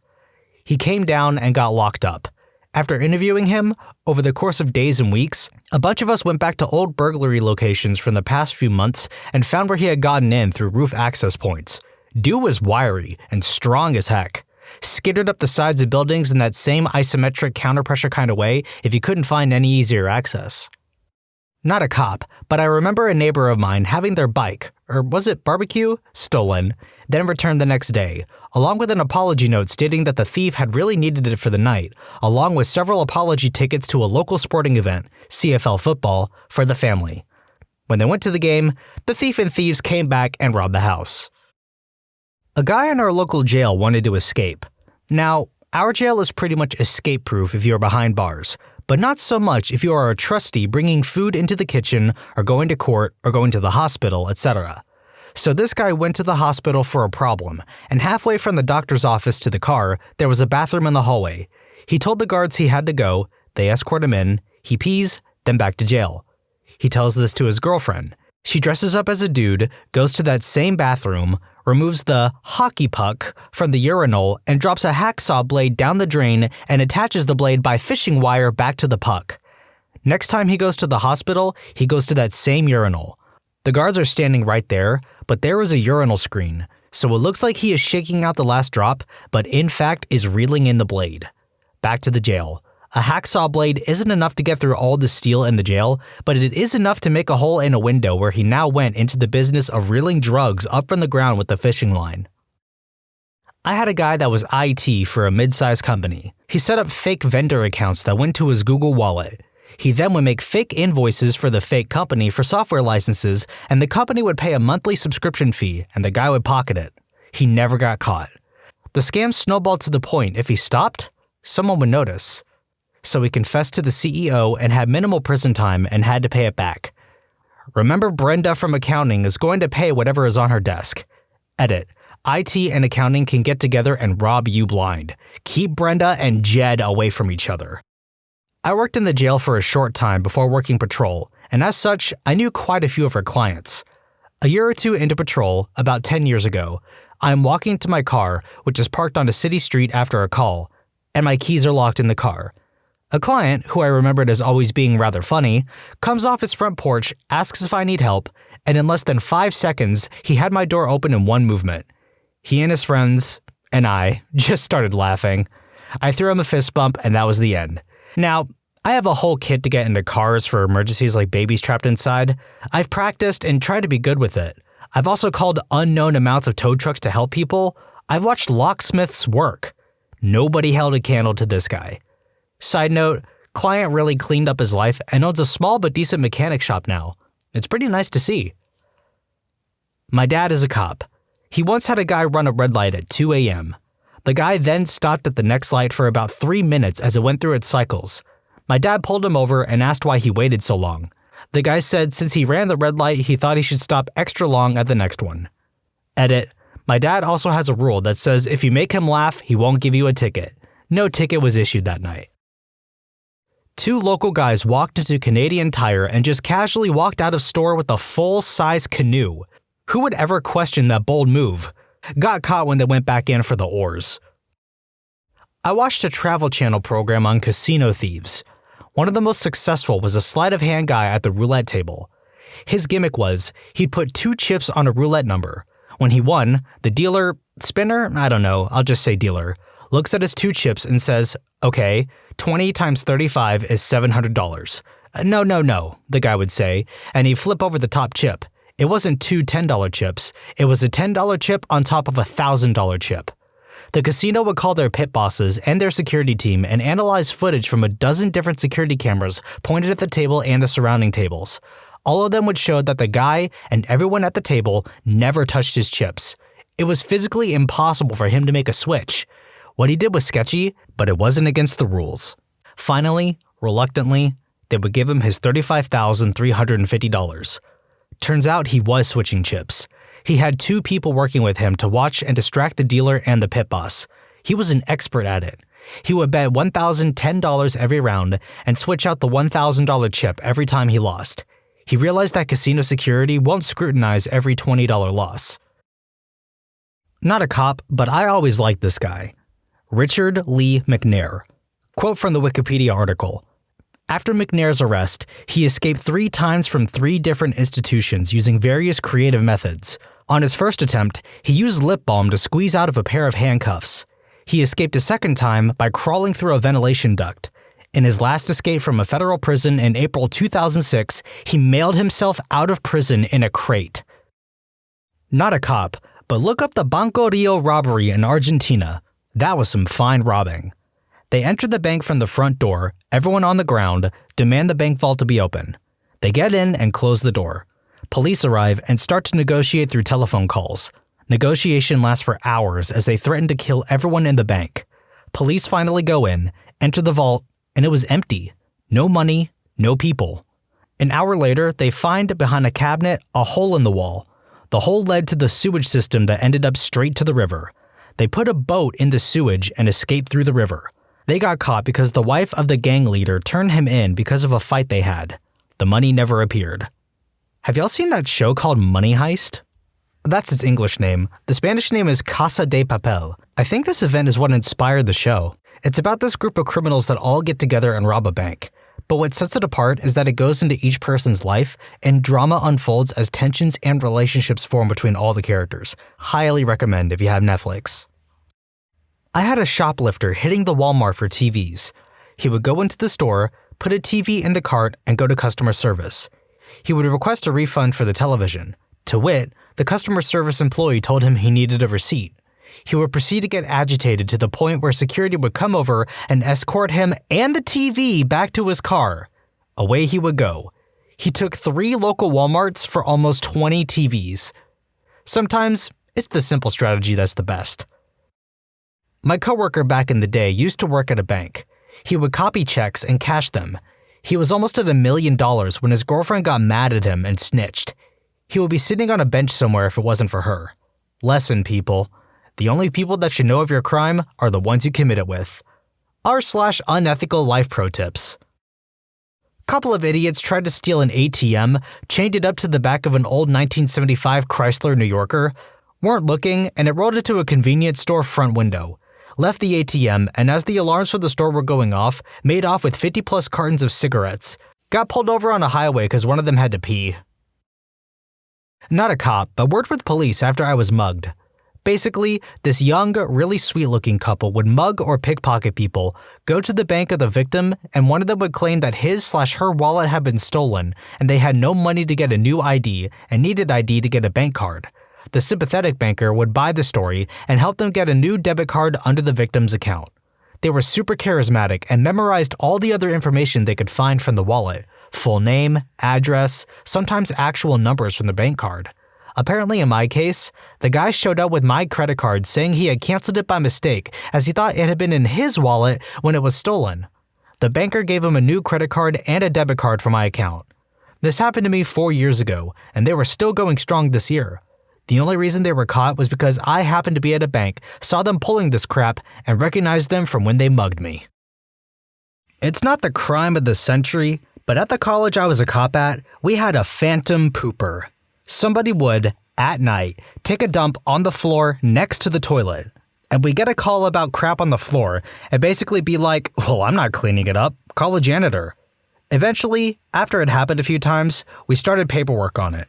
I have no idea why. We were never going to catch the guy, or girl. This went on for years. Not every night, not even every week, but often enough that I'd always get a chuckle out of it. Last time it happened was 3 days before my last day there, and I left satisfied that the mystery pooper was still hard at work. Edit, lovely. My most upvoted comment is about poop now. I feel like I've accomplished something today. Edit number 2. It still happens. I keep in touch with coworkers, and they still find poop every once in a while. So, it didn't stop when I left, so no, it wasn't me. I am the one who defecates in the night.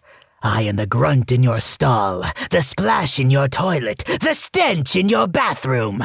I am the Phantom Pooper! Ex-deputy sheriff here. Before I attended PED Academy and was able to become a road deputy, I worked corrections. One of the smartest people in that facility I've ever dealt with was a man on the second story of the tower I'll call Inmate X. X would spend most of his days in his cell, quote, asleep. He never went out in the pod, he never brought a lot of attention to himself. He just seemed like the typical guy who made an honest mistake and wanted to sleep his time away and go home. About a month after we received X, he had to elevate the security level of another inmate in his cell, 5 bunks per cell, 20 cells per pod, because we found metal in his rack. 2 more months go by, and X now has less than 90 days left of his initial 180-day sentence. Suddenly, an alert goes off in the pod. A deputy triggered his radio for backup when he went in the pod to find all but one of the 87 inmates high off their butts, having taken acid tabs smuggled in the jail in clear wrap. After we shook the pod down and searched for more, all we found was that inmate X was the only one who hadn't taken any drugs because he was asleep. He had established a pattern of this, so we believed him. 2 days later, another alert goes up.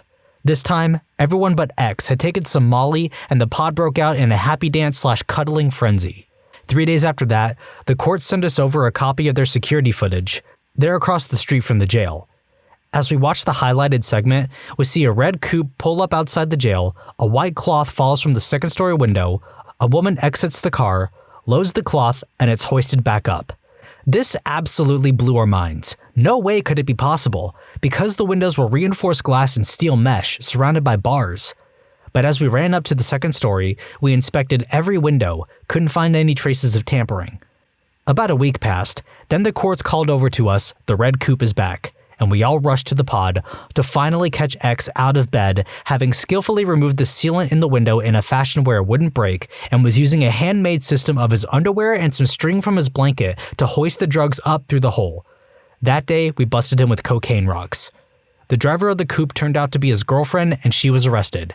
Our minds were blown at how clever he was to do it the way he did, right under our noses. He was sentenced to 45 years in prison, and his girlfriend received 25 years. 45 years? When he had 90 days left? The homies just wanted to cuddle, man. I'm not a police officer, apologies, but I will say, I once briefly had a coworker who was an accomplished con man. The guy lied about everything, constantly and convincingly, and was also stealing equipment. He was in the IT department, to sell. Eventually, though, people called BS on the lies that the owner realized this wasn't just standard griping, but that the guy was serious trouble. The guy fascinated me, though. So much lying, so much effort to present false images of himself, that he had a PhD, that he was a naval aviator, that he was a scuba diver. I did a bunch of searching for him online around the time he was fired and found threads in and online BMW enthusiast groups where he ran a big scam selling parts he never delivered, then made an appearance as his own twin brother to sell the story that he himself had been shot down over Iraq and therefore couldn't deliver the parts he'd been paid for. Anyway, it was just the weirdest thing to me. People I respect who worked directly with him said he actually had the knowledge and skills to do the job he was hired for, which was, I'm sure, a pretty good paying IT gig. But instead, he half-baked it and got busy stealing equipment.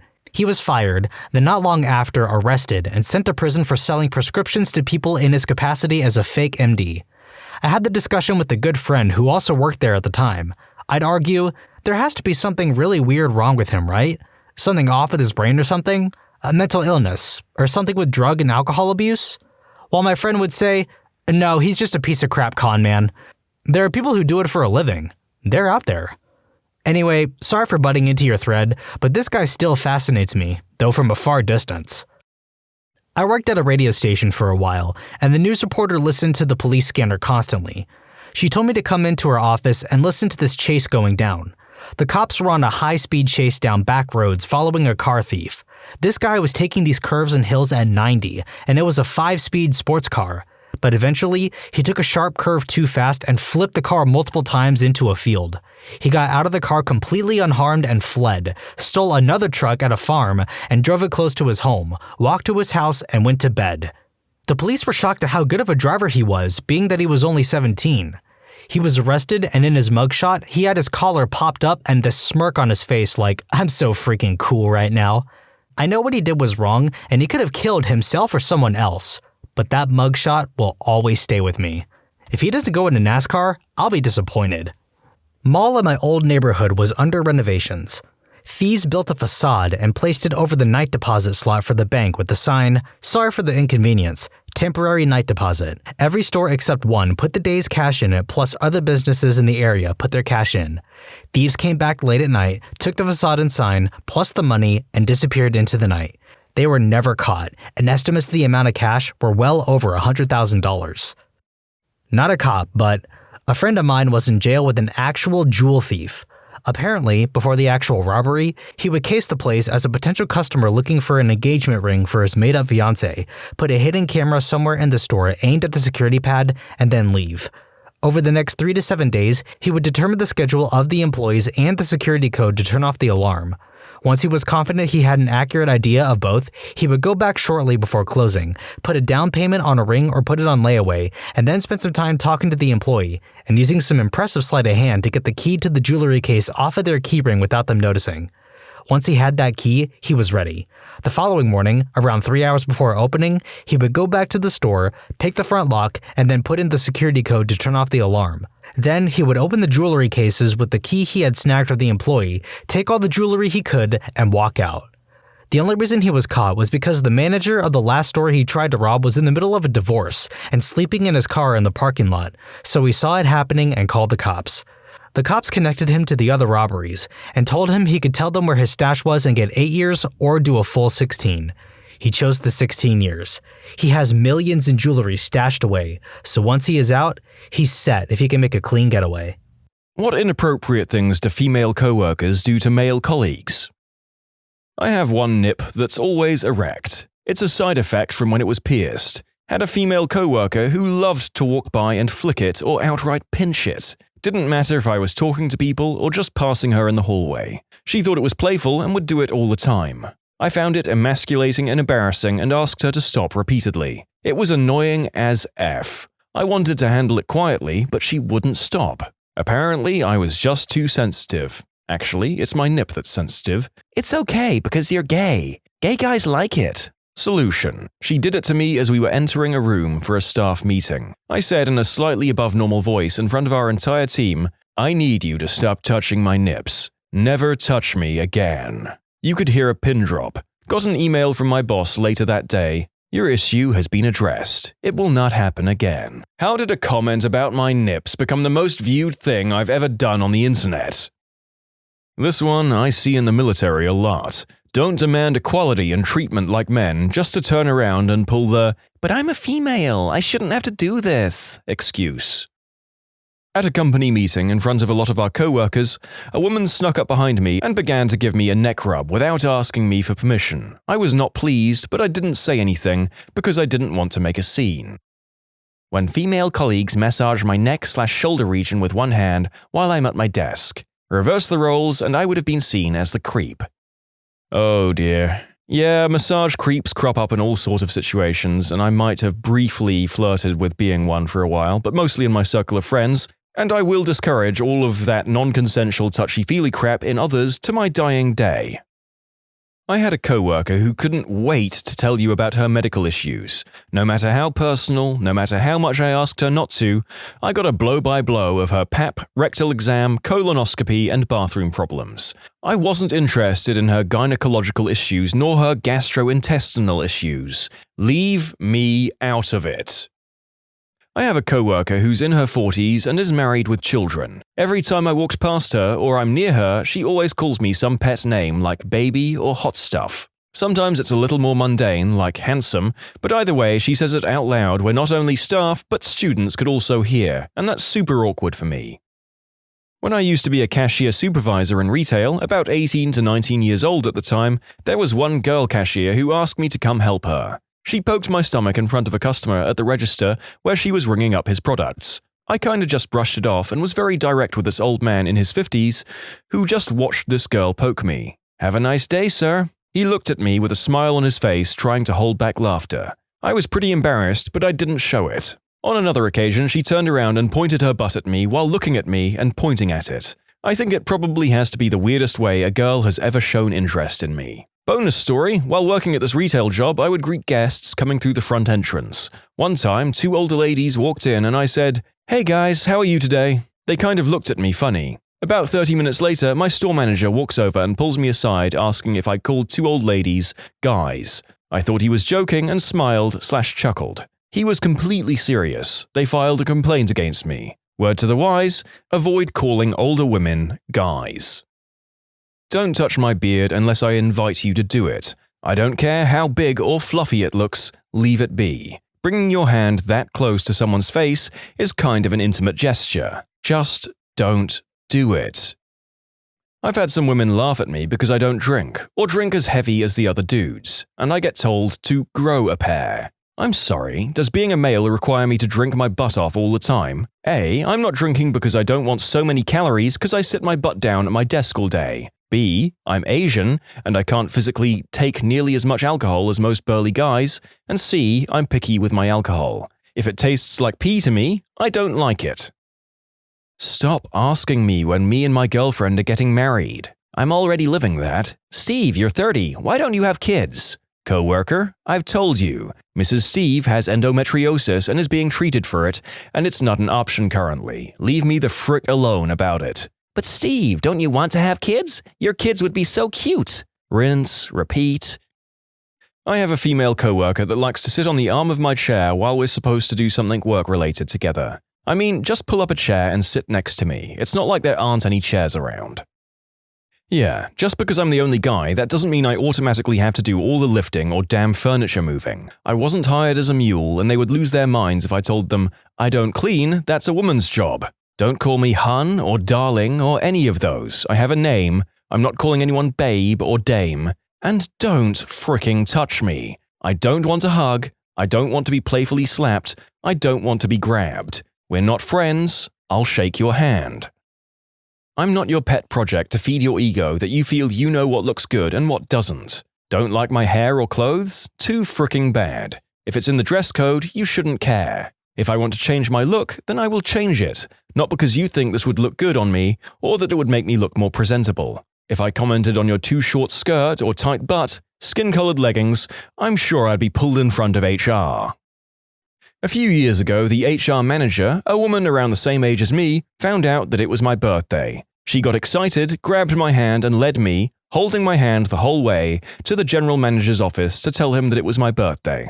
I was super uncomfortable the whole time, both for her making a big deal of my 37th birthday as if I were turning 7 instead, and because she was holding my hand. I didn't know what to do, and she finally realized that she shouldn't be holding an employee's hand in front of the general manager, and she thankfully let go.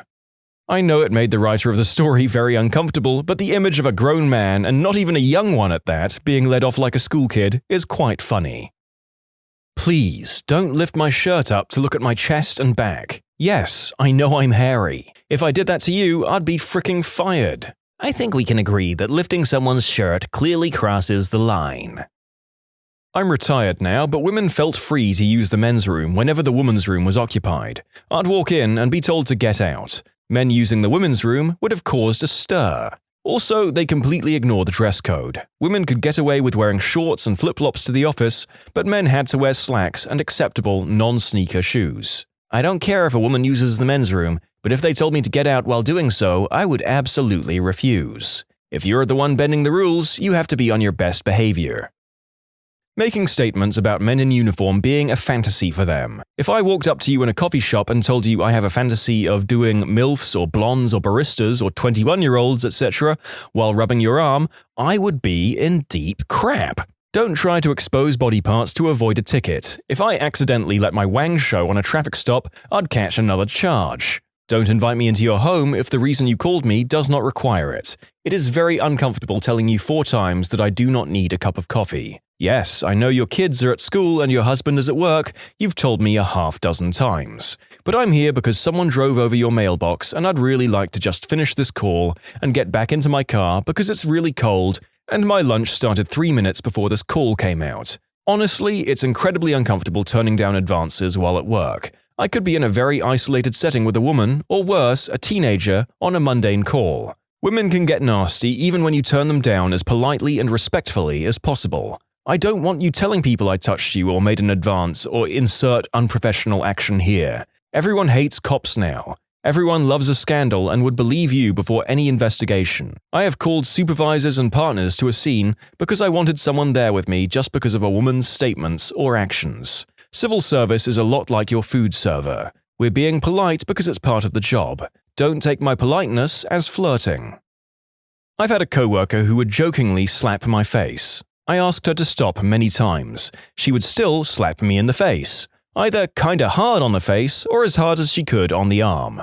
Told my boss if she slapped me again, I'd slap her right back, and got in trouble for even saying it. I wanted to add something. I agree completely with everyone saying I shouldn't have said I'd slap her back. However, at the time, I still think it outlined the hypocrisy of the situation. After following a conversation, my manager told me that if it happened again, to come back to him with CCTV footage, which covers 99% of where we work. He's an alright boss. I think he panicked at my remarks initially. Had a female coworker that would pinch people. She thought it was cute flirting. No, it's not cute to leave significant bruises all over my arms and chest. She even drew blood a few times because she dug in her nails so hard. Finally got her to stop by avoiding her at all costs and keeping at least an arm's length away from her. Oh yeah, that's definitely inappropriate behavior in the workplace and battery. Report that and escalate to police report if it's not being handled in-house. Just because you're a guy doesn't mean that it's not wrong. You and your boss should be taking this seriously. Don't put up with her behavior. You deserve a safe work environment.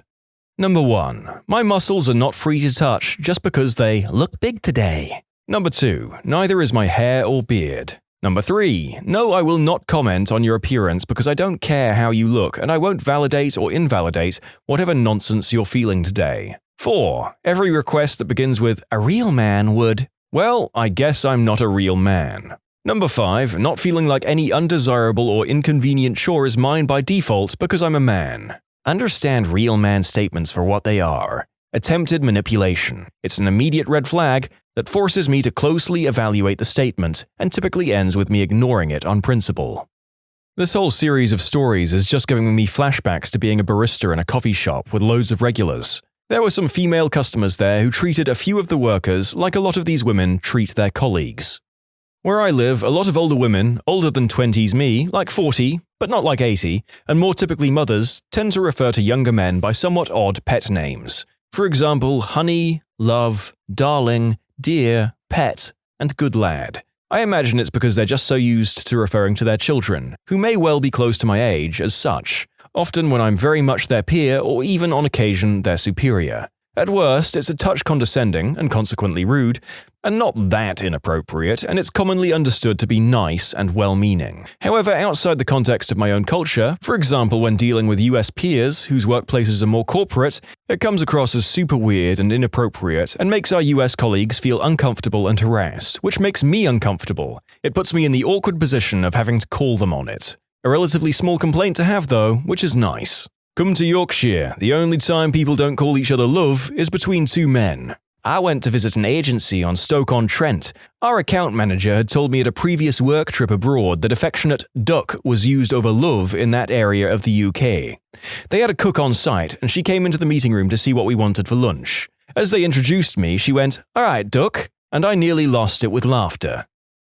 Please, just stop commenting about how cute I am and stop pulling my goddamn cheeks every time you're talking to me. I'm a 25-year-old grown man, for frick's sake. I should say that I do let the ladies do it because they're like my grandmas, and most heartbreaking of all is that they don't have a family to call their own.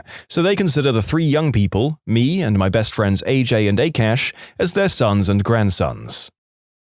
Women would just sit on my desk and try to be flirty and this or that, trying to be suggestive or alluring, and it was just awkward as frick. Also, feeling me. Yeah, I lift, but grabbing my chest or shoulders or biceps and whatnot, imagine the outrage if I was a girl.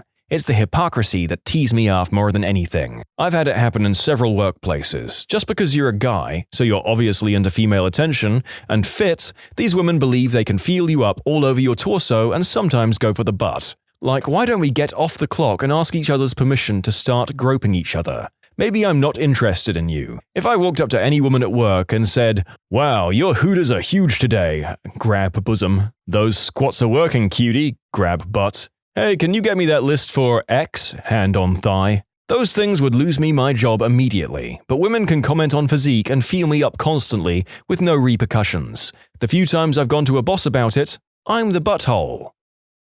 Stop coming up to me with office gossip. You're wasting my time.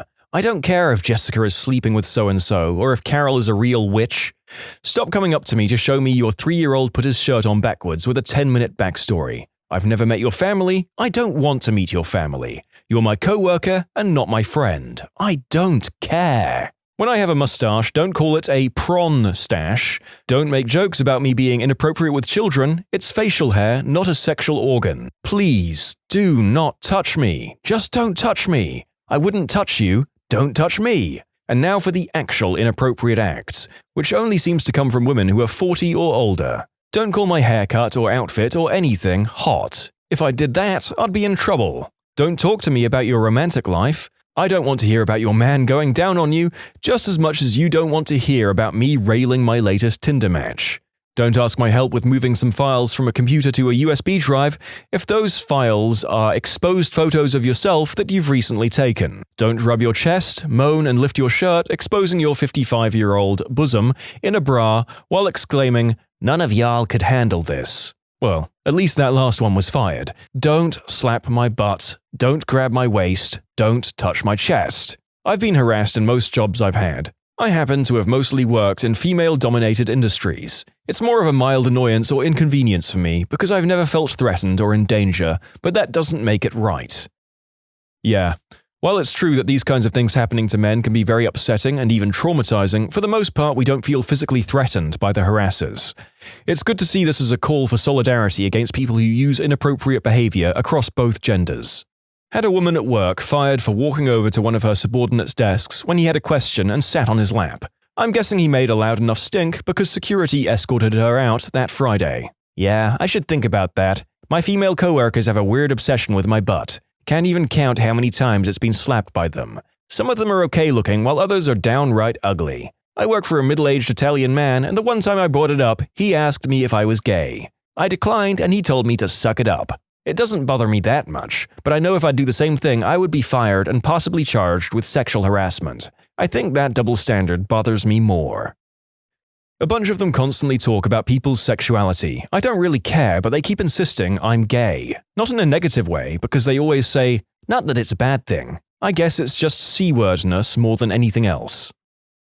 Females in Australia have the yearly charity firefighter calendars up. These are shirtless calendars of muscle men. This is in a public service office in Australia. I'm not offended, but if I put up a bikini calendar, I would immediately be in trouble. Just make sure it's a charity bikini calendar. And no, not the kind where the woman is named Charity. Do not talk to men about how much you hate men. You put them in a lose-lose scenario. If they agree with you, they're self-hating. If they argue with you, you brand them as a chauvinist pig. So please, simply ask them, did you literally just come over here to talk to me about how much you hate people like me? Then they're in the position of having to defend themselves. Oh, I don't mean all men. You literally just said, I hate all men. Yeah, that's just a figure of speech. I just hate the sexist men. I didn't mean you. Now, I get it, and she didn't mean me, and I agree because sexist men were a constant hassle each and every day, but the word sexist in that phrase matters. It matters because I've had more than one friend go off the deep end on that phrase and forget that not all, insert gender here, is a terrible piece of crap. Collective grouping is lazy and leads to false conclusions. I hate when reps bat their eyes to try to convince you to go with their product over another. I will make my decision on efficacy and price, thank you very much, not on whether or not you'll give me an ocular pull job. I had a coworker who was sitting on a flimsy makeshift table and fell through it. He got stuck and the girls surrounded him and tried to take his wang out of his jeans. Pretty sure it made him uncomfortable because he shouted at them. To clarify, they weren't actually trying to take his wang out. They laughed and joked about it and fondled the general area of his zipper and tugged at his belt. One was shouting, "Get his belt! Get his belt!" The guy's name was Patrick and the book he was reading got ruined. Fell into a knocked-over bottle of Mountain Dew Code Red. Where do you work? He works from home. Wow, that is messed up. Poor guy. I work in an environment that's heavily female dominant. Until our 2 new hires started yesterday, I was the only man in the office. Don't tell me the details about your life at home. I really can't explain in words how much I don't give an F about what your husband said that made you mad, or your dealings with so-and-so and that said something, and what you said in response. I get that women process stuff differently overall, and I know they aren't looking for solutions, they just want empathy, so I listen and put up with it. But there are 2 women on my team about whom I know far more than any man not married to them has a right to. General cattiness. For instance, this one old lady would complain about how the younger girls would dress like working girls, while she wore deep-cut blouses that showed her wrinkly old chest. I don't care what anyone wears, but I never understood that. I'm a younger female who's often worked in environments like this. I've never worked in environments that had dress codes except for things that would be safety issues, like wearing flip-flops, which was never really enforced, even. On a couple of occasions, at different places, I had co-workers, always middle-aged and female, get offended at something I wore, which was something modest. The older ones often wore things inappropriate, bra straps popping out, sheer clothing, too tight pants, etc. But I'm the one who offends people. Stop asking my opinion about their bodies, like asking if those clothes make their bosoms or butts look big. Stop asking about my feelings when I only ask you to send an email to the supervisor about some pressing issues with accounts. Please don't talk aloud in the rec room while we're at lunch. Your romantic life is not that important for an audience. Stop saying things like, imagine a guy like him, pointing at me, but with a bigger beer belly, and trying to guess our wang sizes solely based on our hands or feet. Don't use my shoulders to cry on because I look like your older brother when your last Tinder boyfriend slept with your friend. Oh, and don't show pictures of you wearing some lingerie and ask if your boyfriend will enjoy that treat. All these examples I pointed out happened along the years. I'm only in my mid-30s and along the years moved between jobs several times, and these are just some of the things I've remembered that if the genders were reversed would be made into a call to HR. Did your high school ever have an incident or event? What was it? My high school had some kind of scandal with a music teacher and an underage boy. The school's reputation was so trashed they had to change the name of the school to keep people from making the association. A student at my high school shot himself in the chest at lunchtime in front of his ex-girlfriend because she had broken up with him. He didn't survive. I used to live in the United States Virgin Islands on a smallish island called St. Thomas, and back in my freshman year, school was called off early within the first few periods of the day, and we weren't allowed to leave the buildings we were in until our parents came to pick us up. No one was really sure what was happening until SWAT teams pulled up to the school and started filing out along the street, and that's when word reached us that a Bengal tiger had escaped within the island, which was a surprise considering our nearest zoo catered to aquatic animals. Once my dad came to pick me up, I was escorted out of the school's gates with 2 SWAT members covering both sides, and as we left, learned that most of the main town had been occupied by SWAT teams, which I wasn't even aware we had on the island up until that point, with roadblocks set up here and there, all ready to stop themselves a tiger. The next day, however, we learned that there was not an escaped tiger on the island, but that there was instead a lost Bengal cat that had been named Tiger by its owner that was misprinted in the newspaper as being an actual tiger that caused a giant frickin' panic across the whole island. In conclusion, part of an island was shut down by a fricking house cat. Since there's been a few people asking if he was ever found, from what I can gather, the tiger has been missing to this day. Holy crap, I think you win the thread. My school was having a spirit week, and one of the days was superheroes and supervillains, like Marvel or DC. Someone came dressed in a full clan member outfit because she wanted to be a villain. Bunch of local news stations reported the story, and everyone in our area knew about it. My school had a spirit week, and one of the days was Heritage Day. Some African American kids thought it would be funny to dress up as slaves. We didn't have a Heritage Day the next year.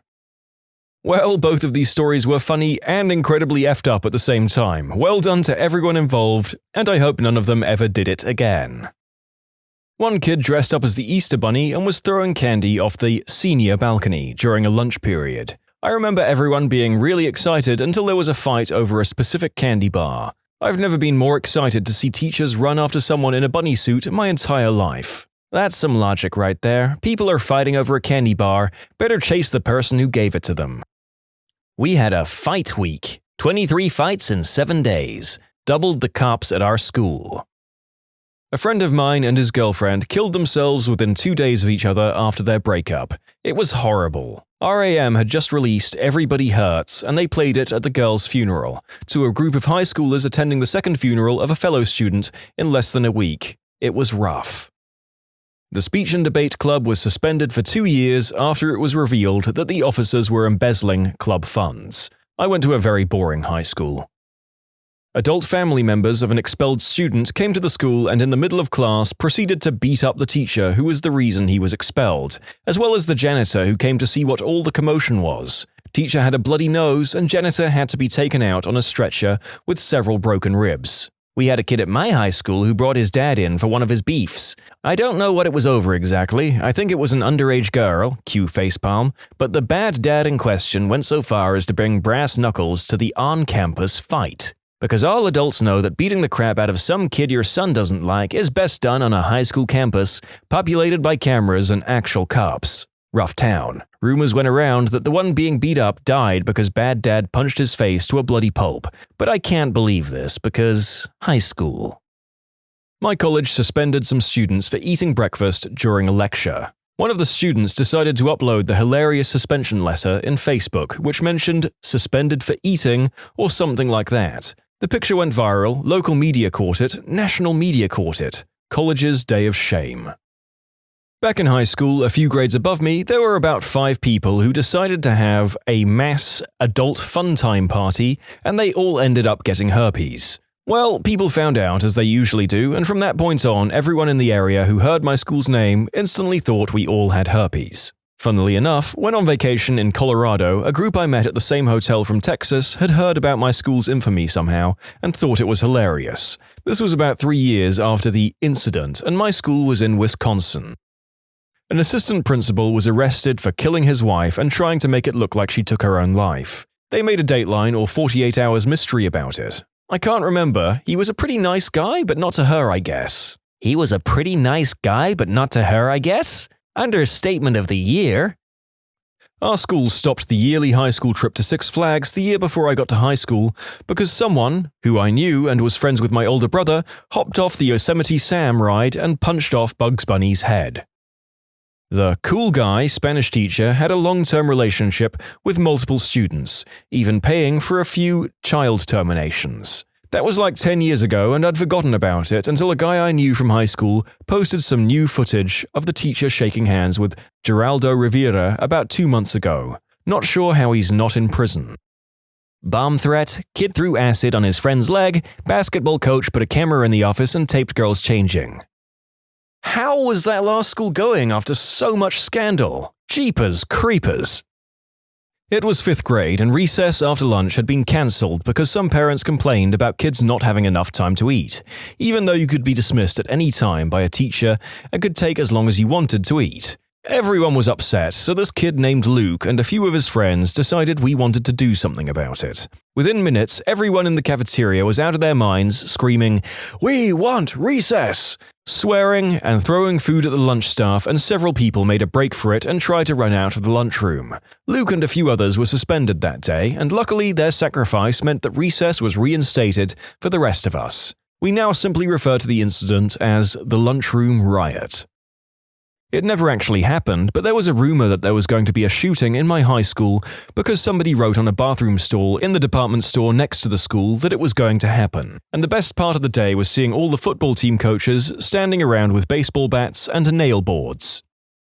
Senior class took fertilizer and other chemical agents to burn a giant dong into the football field. It could be seen on Google Maps for quite some time.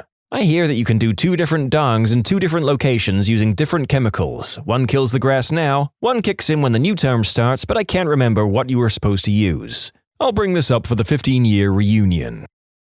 During my sophomore year, the student body orchestrated a walkout because most of our electives were being cut to save money. Teachers who were losing their jobs also walked out with us. Classes like auto shop, wood shop, photography, home economics, all gone. The walkout did help as a few were reinstated the following year, while others were after my class graduated. My senior class did something similar. Our graduation date was being pushed back by 2 weeks so that we would graduate in the new auditorium that was being built. They informed us of this a month before our original graduation date. Since it's a tradition for seniors to go to Myrtle Beach the week after graduation, during senior week there, a lot of us had already made hotel reservations that would have cost money to cancel or change. What they didn't expect was for us to organize a sit-in in the cafeteria once the news broke. It lasted for an entire day until the newly elected superintendent showed up and told us that, while he respected what we were doing, that we'd better not pull anything like this again. We effectively got our graduation moved back to its original date and graduated in the gym while the next class was the first to graduate from the new auditorium. I don't know if it's relevant or not, but we were reading Animal Farm in AP English at the time, which may or may not have had a hand in our rebellion. Also, I know seniors reading Animal Farm in an AP English class is incredulous. I went to a public school in the poorest county in one of the poorest states in the US, West Virginia. Our teachers were constantly badgered to tailor their curriculum around material that would be covered on standardized tests. Higher or improved test scores meant that the school district would get more grant money. My school did frick all in terms of preparing us for higher education, and other than myself and a few close friends I still talk to, very few of us actually went on to get a degree. This girl posted on a transgender YouTube channel saying how she was going to blow up her high school and kill a lot of people. She described how she could do it because she was a student teacher, and she knew how to get away with it and kill the most people. The people on my channel notified police that tracked it down to my high school, and we had a huge lockdown because they had to check for any explosives. Well, that's certainly one way to get views on your channel, even if they are mostly coming from one police department. We had a PE teacher who'd done some awful things to some of the kids, who had left the year before I arrived. His replacement found this out, and instead of reporting this to the police and the school authorities, he wrote letters to all the parents of the children he thought were involved, and then went public to the newspapers. He got fired, and eventually, 6 years later, the former guy got imprisoned for 12 years. I was in my junior year, and it was finals week. Everyone usually gets to school about 20 minutes before class starts, and we just walk around the place talking with friends. Then all the teachers started ushering us all towards the road and away from the school. There was an active bomb threat. My high school was kind of a magnet school in a decent area, so we had no idea what was going on. Turns out some freshmen got scared and called in a bomb threat to get out of finals, on his own cell phone. We had fun though. One of my classmates was a DJ on the weekends. His pickup truck was a sort of convertible instant party, and he stood there killing it for over an hour. My high school used to allow every other year for the foreign language classes to go to that respective country over spring break. The school decided that the funds weren't there for it anymore, but still allowed people to go if they paid for it themselves and parents went with them. Anyway, the German class went to Germany, and of course the high school-age kids will drink over there. Well, the school caught wind and suspended all of them and kicked them out of National Honor Society. The uproar was insane. The school no longer sanctioned the trip nor paid, so they didn't have the right to do that, since it wasn't during school time. One of the parents of the students is very rich. They threatened the school by not giving their annual donation. Sure enough, all the students were reinstated. Wait, what? The school would allow them to go on a private vacation on their own time, with their own money? Did the school also have the power to say, "Frick you, Colin, you're not allowed to visit your grandma this weekend"? One kid died in my gym class. We were doing a swimming lesson, so everyone was in the pool doing some laps, learning how to do the different strokes. After some laps, the gym teacher had us get out of the pool. A minute or so goes by, and someone shouts that there's someone at the bottom of the pool. I don't know if the gym teacher froze up or what, but it was a few seconds before a student finally dove in to drag him out of the pool. The teacher finally snaps out of it and tries to start CPR, and yells for someone to grab the defibrillator from the hallway. He tries to revive the kid, but it was too late, unfortunately. The kid was taking some meds, not sure what he was taking, maybe something for ADD or depression, but the autopsy came back showing he'd overdosed on whatever he was taking, so it was a deliberate taking of his own life. The kid overdosed before gym class, knowing that we were swimming in the pool. It was a really sad day, to say the least. Back in middle school, a deer got spooked by one of the school buses and jumped through the classroom window and started wandering the halls. My class then constructed a plan for if that ever happened again. It did not. A part of me hopes that the plan involved the principal suplexing the deer. Since people have been asking, the plan was to designate 2 people to throw the desks at the deer. One throws theirs high and the other throws theirs low. I was not picked as one of the throwers, unfortunately, but that's probably a good thing since I probably would have just cowered in the corner and not fulfilled my part of the plan.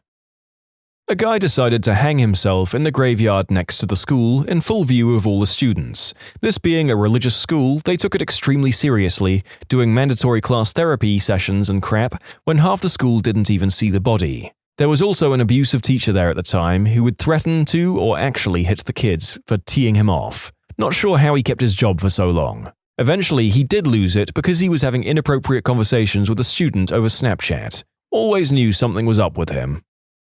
A fight broke out in the middle of the hallway while we were switching classes. Everyone crowded around to watch. The school cop burst in about a minute later and tased one of the guys fighting. He hit the floor and a bunch of kids started screaming that he had heart problems and to stop. A kid next to me exclaimed, "Oh crap, they're tasing people!" And he took off down the hallway running at full speed. He hit a corner and slid, falling flat on his face, and a gallon of milk fell out of his backpack and splattered all over the floor. To this day, I don't know why that kid had a gallon of milk at school. This story was more or less C grade and par for the course until the milk came out of the backpack, which has upgraded it to a solid A. Well done, Milk Kid. This is actually kind of a saga. Luckily, it didn't happen directly to me. I grew up in a small rednecky town in midwestern Wisconsin. Think about the stereotype that brings up and you're pretty much on the level as to how it really was at the time I was there. It was one of those small schools that housed all the K-12 students in the same building, but separate wings, although we used the same lunchroom. My class was the biggest on record up until then, and we had something like 80 students in it. I was actually in middle school when this happened, so early 90s, but one of the 2 high school English teachers was a man named Gene Doonigan. Gene was like the stereotype right out of the Wonder Years, horn-rimmed glasses and all. Gene was frickin' mean as a motherfricker. He was one of those buttholes who would grab and twist your ear and lead you down to the main office himself. Happened to me once, and I wasn't even his student. My crime was not having all 4 of my chair legs on the ground. He made sure it hurt. Gene was also a drunk. He eventually got fired because he was wasted in class. Some high schooler mouthed off to him, and he punched the kid full on in the face. Poor guy was wearing glasses, which of course broke, and the cuts he got from the glass needed stitches. But it doesn't end there. This was a small town, remember, and Gene was also the sitting town judge. He didn't lose that position, and my particular town had one of those incestuous police departments, and Gene was basically the guy calling the shots for them. He had always had a reputation for forming personal grudges and using the PD to stake them out and try to bust them for something. He especially did this to what he considered the undesirables in the school, basically the ones who looked like they used substances, who, to be honest, were usually substance users, but he didn't like the metalheads either. With nothing more to do with his time, he went all out on the kids in town he didn't like. This went on for years, but I don't have any personal stories because my mom was a town clerk and I was somehow immune from being harassed. A lot of my friends weren't. Well, anyways, eventually he retired from that, and almost immediately he was arrested for trying to do the unspeakable act with an autistic kid. He was convicted and died in prison. It was a sweet satisfaction that happened. Our high school stopped having dances because one girl gave a guy head during an event and got caught. Turns out it was my sister's best friend at the time. I like to think my sister was much classier than that. People are asking which school. I'm tempted not to say just to rustle some jimmies. A few, I guess. Dead pig left in a Tesco bag in the sports field. It was break time, various teens ran out to play football, and there it was, a dead pig in a bag. A guy in my year fell out of his bedroom window trying to smoke sneakily. A graffiti tribute was made on one of the school buildings and promptly removed as it was vandalism. A girl in the year below mine had an affair with a school bus driver, resulting in several child terminations and a certain bus driver being suspended. Changing rooms were set on fire. I was off ill on the day, returned to school the following day to find everyone had detention until somebody owned up. I feel it was rather unfair that I was detained when I was off sick. Labs set on fire and copper wire stolen, but we know who did it and they got suspended. 2 teachers had nervous breakdowns and went stark raving loony in front of the students before quitting the teaching profession. We had a presentation about tolerance, which was stupid as my school was super laid back, people had issues, but not about race or gender, in our auditorium. This was in 2009, just after Obama's election. At one point, the group is on stage and making small talk to us. Guy on stage, "We got a new president. President Obama. How do you guys feel about that?" Or some stupid pandering crap. Guy in the crowd stands and shouts, "We don't need a frickin' N-word in the White House." Holy crap, dude. I was in the upper bowl next to some of the black and Latino kids. This kid says his piece and everybody next to me is on him, like 35 feet between us and a flight of stairs. This kid gets the crap beat out of him. Teachers finally managed to pull everybody off. Kid has to be taken to the hospital, luckily nearby. Afterwards, we realized that we had no idea who the kid was. Turns out he was with the group and was supposed to say that as a thought-provoking kind of thing about how offensive and hurtful racism is.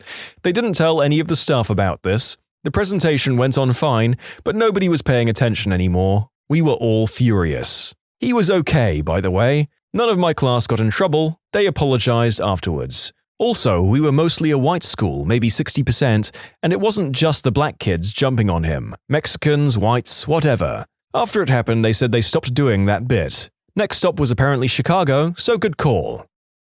Classmate slapped his girlfriend for going to a dance with someone else. A couple of days later, she was not in school. During math, her mum comes in and says to my classmate, "You took a piece of my heart, and now I'm going to take a piece of yours." And then she pulls out a Crocodile Dundee-sized Bowie knife, tells everyone to leave, and starts chasing him around the room with it, while he and the teacher threw desks at her. No, the girl didn't kill herself. The mum just kept her home because she was going to try to get all stabby at school. The mum went to prison. Oh, and some kids were playing with bits of sodium or potassium in chemistry class by throwing it in the sink and watching it fizzle. It's normally stored under oil because it reacts in air and violently with water. One kid pocketed it, and they took it to the locker room to throw bigger bits in the toilet. They heard someone coming, panicked, and threw the whole thing in and flushed. It blew the toilet into pieces. Years ago, my school was accused of promoting slavery because of a book included in our curriculum. I think the book was called Slavery, as it was, if I recall correctly. Newsworthy. Reporters were outside our school for about a week. ABC News called for a comment. Students were instructed not to talk to any of the reporters. The rumors got really exaggerated, but it originated from an angry parent. Eventually, it blew over. Not high school, but 8th grade. Me and the whole boys' PE class was pulled out of class for a day so the teachers could sniff out the ninja crapper. Apparently someone was stealth crapping in as many places as they could get away with. It happened in the school hallway, the urinals, the girls' bathroom, the walls, the cafeteria. If you named it, the ninja crapper had probably crapped there. The school never figured out who did it, and this went on for over a month. Hospital staff. What are your experiences with people waking from anesthesia? A patient woke up from his wisdom tooth removal, begging the doctor to let him be David Bowie. The doctor actually asked how that was supposed to happen, and the answer was that it would be fantastic. He then sang a pitch-perfect rendition of Space Oddity in an admirable Bowie impression, peed his pants, and passed out. Had a patient ring in for an endoscopy. As a matter of course, we placed a speculum, think a ball gag but a metal ring instead of a ball, in his mouth through which to pass the scope so the patient doesn't bite the scope once they're under. We typically place it right at induction of anesthesia. This patient had the presence of mind to ask us what the safe word was before he lost consciousness as we placed the speculum. One of the rare times the whole OR erupted in laughter. I once had a patient start totally trashing her sister, telling me how she's always been the black sheep of the family, is a scumbag, and wants to bang her husband. She's just going off, and sitting in the doorway was the sister, the only one there to support her after surgery. You could tell it was crushing for her. This is probably an hour after the patient left PACU, conscious but still pretty whacked out. Oh no, poor sis. Well, hopefully that anesthetic-induced spell was the motivation the sisters needed to hash out their differences once everyone was lucid again. Is it like alcohol where the whole lot of truth is said when drunk/sedated? Or is it just fantasy bullcrap nonsense that people can sometimes spew? The whole truth comes out when you're drinking thing is probably just an old wives' tale anyway. Being inebriated in any way doesn't lend itself to fluid thinking or speaking. So I'm going to say it's just Fantasyland type stuff. My dad was in a really bad motorcycle crash a while back, and when he was in and out of it, he was saying crazy crap. Like, "Honey, we can't keep living in this fricking tree," to my mum. Then he kept making everyone leave the room but me to tell me father-son secrets, which included crap like, "Go in the closet and get the kid with the big head out of the garbage bag and tell him to get a job." I had a patient pet an invisible kitty that was named after me. The next day was completely with it and was wondering what happened to that kitty. I'm an anesthesia student currently doing my clinical rotations, and I had an old guy wake up, and the first thing he asked was, "Do I still have my balls?" I told him, "Yep, both of them," and he said, "Both? Oh, you guys are great." Not a hospital staff, but my great-grandfather had surgery one time, and I was in the room when he woke up. He was a World War II veteran and was convinced that he was in a German World War II prisoner of war camp. He recognized me and told him I had to help him escape by killing the guards, or nurses, because he knew I knew how to kill people. I was 16, obviously a trained killer. When the nurse came in, he was calm and kept motioning with his head at her to me, and finally looked at me and said, "Kill her, now!" She always came back with another male nurse after that. "Hey Grandpa, remember that time you told me to murder all the hospital staff?" "Yeah." "I've never had a normal relationship." Wow, my grandfather had a similar response. He was convinced he was back in the war. He said, "Don't go downstairs. They're doing awful things to the prisoners there." When he came to, I asked him about that, and he didn't want to talk about it. He was not a prisoner of war in the war, but was a guard at one of our own camps in the US. He said there were both good and bad guys on both sides and would not elaborate further. Nurse here, this really big hairy Turkish guy who I've never met before, told me how he loved me and that he wanted to kiss me. I'm male, by the way. My father-in-law was in a car accident that shattered his face, several vertebrae, and his pelvis. This isn't so much a story about what he said, but what he did. He was in a coma for 3 weeks and had to be heavily restrained when coming out of it. He was a Marine in Vietnam, and he was captured and escaped, and he still hated being restrained. My wife went to visit him on a Sunday, and the doctors told him that tomorrow he was going to be the first patient to use a new $30,000 restraint system that would cause him less discomfort. On Monday afternoon, she visited again, and he was in the same restraints as before. My wife asked, and the nurse explained that he destroyed the restraint system. It lasted less than an hour. It wasn't salvageable. I had a lot of ear infections when I was younger, and my final time, I was about 7, I woke up to the Rugrats on a TV in the room. I hated the Rugrats at the time. Cue the following conversation. Me. "Why are the Rugrats on?" Doctor. You woke up earlier and you said you wanted us to put on the Rugrats. We asked why, and you said that you hated the Rugrats and wanted to watch it so you could be angry. Me. Why did I want to be angry? Doctor. You said you wanted to be angry because you don't like being so happy all the time. That's hilarious. Are you still a happy person, or did the Rugrats ruin you? Rugrats did not ruin my happiness for long, but depression has for the past year or so, as is the case with your average Redditor. It gets easier, but it's a really slow process. Still, I do my best to wake up and make every day count for something that matters to me, because I know in the end that's what's going to make a difference. As you can probably imagine, I had a very early angsty phase. Told to me by my wife, confirmed by the nurse. I was in bed in a hospital room waiting for surgery and they'd already given me the meds to calm me down, but they knocked me out. 2 nurses came in to move me to a gurney, but they were small and I'm big and they can't move me over. My wife came over and poked me in the ribs, saying, "You're snoring, roll over," and I rolled right onto the gurney. Your wife is brilliant. Just goes to show a stern word from the right partner can cut through even the harshest, debilitating substance effects on the male human body. Went straight from the ER to surgery to put a plate in my badly broken arm, so I hadn't been on a ward, etc. prior to the operation. Came out of surgery and recovery and was being pushed in a hospital bed to a ward. We turned into a ward and it was full of elderly people. I was in my early 20s. I turned to the hospital porter pushing me and shouted, "Sorry, we seem to have taken a wrong turn. We're in the morgue." I hope they didn't hear you. Oh, they heard all right. It was an awkward stay after that. My first memory when waking up from shoulder surgery was a somewhat panicked nurse rummaging through the blankets at the bottom of my bed, repeatedly muttering, "Where are his legs? Where are his legs?" I always cross my legs when I sit or lay down, and apparently I must have done this, as I was initially coming off the anesthesia. It freaked me out for a second, but then I processed what was going on. The nurse seemed relieved when I mumbled, "They're right there," and nearly kicked her in the face when I extended my legs. Patient checking in. I was 18 and just had my appendix removed. My mum was at my bedside. I wake up in more pain from the operation than the appendicitis, and even worse, my balls are itchy. I'm wearing a hospital gown and I'm out of it, so I put my hand on my stomach and run it down my skin so I can scratch my gonads. Obviously not wearing underwear, and my hand runs down in excess of smooth skin, then suddenly I'm touching my goods.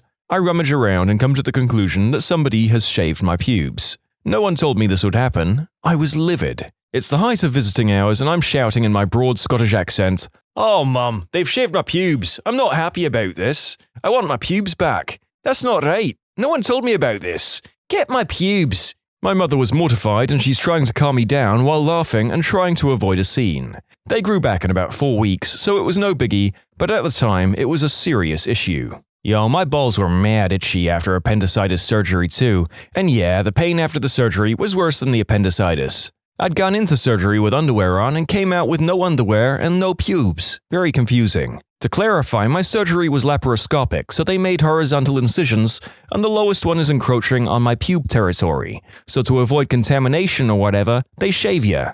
I was 15 when I went into surgery for my very nearly ruptured appendix, but unfortunately I was also a shy teenage girl. I kept my undies on under the gown. Before I completely faded out on the table, I heard someone say, "Why does she still have her underwear on?" The first time I went for surgery, I completely forgot to take mine off. It just didn't cross my mind, even though I'm a nurse and I'm fully aware. When I was in the recovery room coming around, the nurse waved a little plastic bag in front of me with underwear in it and was like, "Don't worry, we'll put these in your bag." I'm glad. They were Cookie Monster underwear. Yes, I'm a 27-year-old female, don't judge. So I'm an ER tech and we have this regular that comes in all the time. She's an old black lady who has a lot of health issues, including dementia. This time I'm actually not entirely sure why she was coming in, but whatever it was, she needed to be intubated. So we sedated her, put the tube in, and did what we needed. When everything was finished, we called EMS to pick her up and take her back home. When they arrived, the nurse and I went to prep her to leave. The lady is just starting to wake up from sedation, so with EMTs standing in the room, we take out her Foley catheter. She then toots out of her hoo-ha. The nurse and I smirk at each other, but this is fairly common and not the funny part. The funny part is that the noise seemed to surprise her and apparently remind her what was going on, because she gasps, then looks over to the EMTs and says in an attempt at a sexy voice, "You boys ever seen a black hoo-ha before?" Everyone in the room had to take a second to attempt to regain composure, but the EMTs ended up having to leave the room and the nurse is crouching on the ground trying not to die. I, since I still have the Foley in my hands, don't have this freedom and am forced to keep my sides from launching into orbit. It's since become a running joke around the ER. When my husband woke up from having his wisdom teeth surgically removed, his nurse was a rather large lady, like 350 pounds. He looked her dead in the eyes and said, "You're too beautiful to be a nurse. You should have been a model. Why don't you come home with me and my wife?" Yes, he was propositioning a three-way with a 50-year-old 350-pound nurse. Most awkward moments of my life. How nice he wanted to include you, though. Even high out of his mind, he wouldn't even consider the thought of not including you. True love right there. I got my wisdom teeth out last month and was curiously subdued, my wife informed me, at least at the office. She loaded me up in the car and away we went. About halfway home, she called my mother to let her know that the surgery went well, and I remained stonily quiet. After she got off the phone, I demanded that my wife call my mother back. When she did so, I told her, "Mom, you have a lot of dogs, and they need lots of love." Then I made the cut the call motion to my wife. When we arrived home, I was brought up short by my wife's pillowcase, which has a sloth on it. I asked out loud, "Honey, there is a frickin' sloth in here. How did we catch one? They're so fast." Then she tried to take my jeans off me so I could go to sleep, and I yelled, "Whoa there, missy," when she grabbed for the fly. All in all, a pretty great morning. When I was 14, I had eye surgery. Coming out of anesthesia, the nurses asked me if I could remember my name. I slurred, "My name is Worcestershire Sauce." No, wait, that's not a cool name. My name is Shark. I can't even pronounce Worcestershire Sauce completely sober. Impressive. So this comment was written, and I'm unable to tell if they pronounced it Worcestershire, and it's going to bother me for the remainder of this recording. My fiancée recently had her tonsils removed. Her mother and I were there when she woke up. After a few minutes, she told her mother, "Now that I've got my tonsils out, I can fit more of his wang in my mouth." It was awkward. When I got my wisdom teeth out, I apparently called my Middle Eastern surgeon a sly Arabian tooth thief after coming to. That was fun to learn about when I regained mental clarity. I had surgery on my wrist and I came out of anesthesia screaming, "My balls hurt!" The doctor came in and asked what was wrong. I said, "My balls hurt!" He replied, "Dude, you got wrist surgery. No one touched your balls." Doesn't necessarily mean they couldn't have been hurting though. We're trained to do manual handling of the patient a certain way. But sometimes while transferring from the trolley or bed into an operating table, things can not go entirely right and part of the body hits something or is mishandled. Note, we obviously try to avoid this, and 99% of the time, nothing happens. There's also sterile drapes all over one's body, except the surgery place, pretty much in any surgery. Some surgeons forget there's a body there and kinda use it as a table, so some damage could derive from that, depending on exactly what happened. All this to say, someone might have accidentally hurt your balls during surgery. I had a lady in her 70s who drank martinis and took Xanax all day, every day. So she had such a strong tolerance to the sedation I was giving her that she just totally stopped breathing while still awake. I had to say, "Ma'am, I'm gonna have to bag you now," and she mouthed, "Okay," and I put the ambu bag on her face and force-breathed for her until she got her respiratory effort back. Another story, I was helping with a heart procedure and the patient went into complete heart block and his heart stopped beating. I hop up on the table and start chest compressions while they're hurriedly trying to put in a temporary pacing wire. I had an arterial pressure waveform on the monitor, so I could see exactly how hard to do the compressions, and the man never lost consciousness. So I'm doing chest compressions on a dude while he looks right at my face the whole time. So it was like, press, press, sorry, press, press, sorry, for about 2 minutes until the pacing wire was in place. Not a doc, but a few years ago I had my gallbladder removed. 2 stories from that ordeal. Going into surgery, I was being given anesthesia. During this, I apparently looked up at the tech and asked him to remove the mask from my face so I could scratch my nose. He said, "No," and I passed out halfway through my response of, "Aww." Still very out of it, getting ready to be discharged after a day if I recovered. It was very bad and I was on a lot of meds. I stood up to change and could feel the incision just below my navel open. I looked down and my hand was red and there was a growing red spot on the gown. I look up and see the color drain from my mother's face, to which I respond, "It's cool, I got this." Got back into bed, hit the call button and say, "I don't mean to bother you, but one of my incisions appears to have reopened. No, I'm not in pain, but there is a fair bit of blood. If you could have someone stop by when they're free, that would be awesome. Not 15 seconds later, a nurse comes flying into the room, looks and says, "Holy crap, be right back with supplies," and flies out of the room before returning and fixing the problem. When asked why I wasn't panicking, I simply responded, "I figure I'm already in the right place for this sort of thing." I was the patient. I'd had all 4 wisdom teeth out at once, and I woke up earlier than expected for recovery. Early enough that they hadn't taken out the wadding at the back of my mouth meant to absorb the blood. So I woke up, immediately felt like I was choking, and panicked. I leapt off the bed and a bunch of nurses came to restrain me. Still out of it, I fought them, and definitely gave one of them a good punch before they got me back in the bed. I passed out again straight away. Still feel bad about it. Poor nurse. When I got all 4 of my wisdom teeth taken out, the nurse tried to put me in a wheelchair. Cue dialogue. Super hot nurse, "Let's get you in a wheelchair." Me, "I got it, baby." Think Fetty Wap type accent. I'm very white. Super hot nurse, "Oh no, I don't think that's a good idea." Me, tries to stand but slams into wall and slides down face first. Super hot nurse, "Oh no!" She put me in the wheelchair and rolled me to the car. I giggled the whole way there while leaning my head on her hand and looking up at her face. Side note, hands down the best 2 weeks of summer I've ever had. KFC potatoes and ice cream all day while in a medicated stupor? Hell yes. I hear I just played Minecraft with my little brother and dug enormous holes the entire time.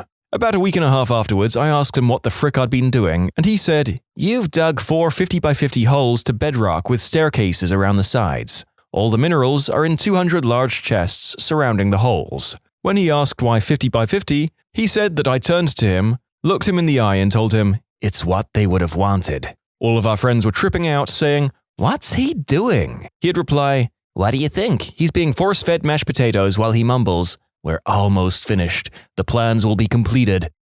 I love this story. Also, playing video games in a med-induced trance while being fed soft foods kinda sounds like the best-case scenario post-hospitalization to me.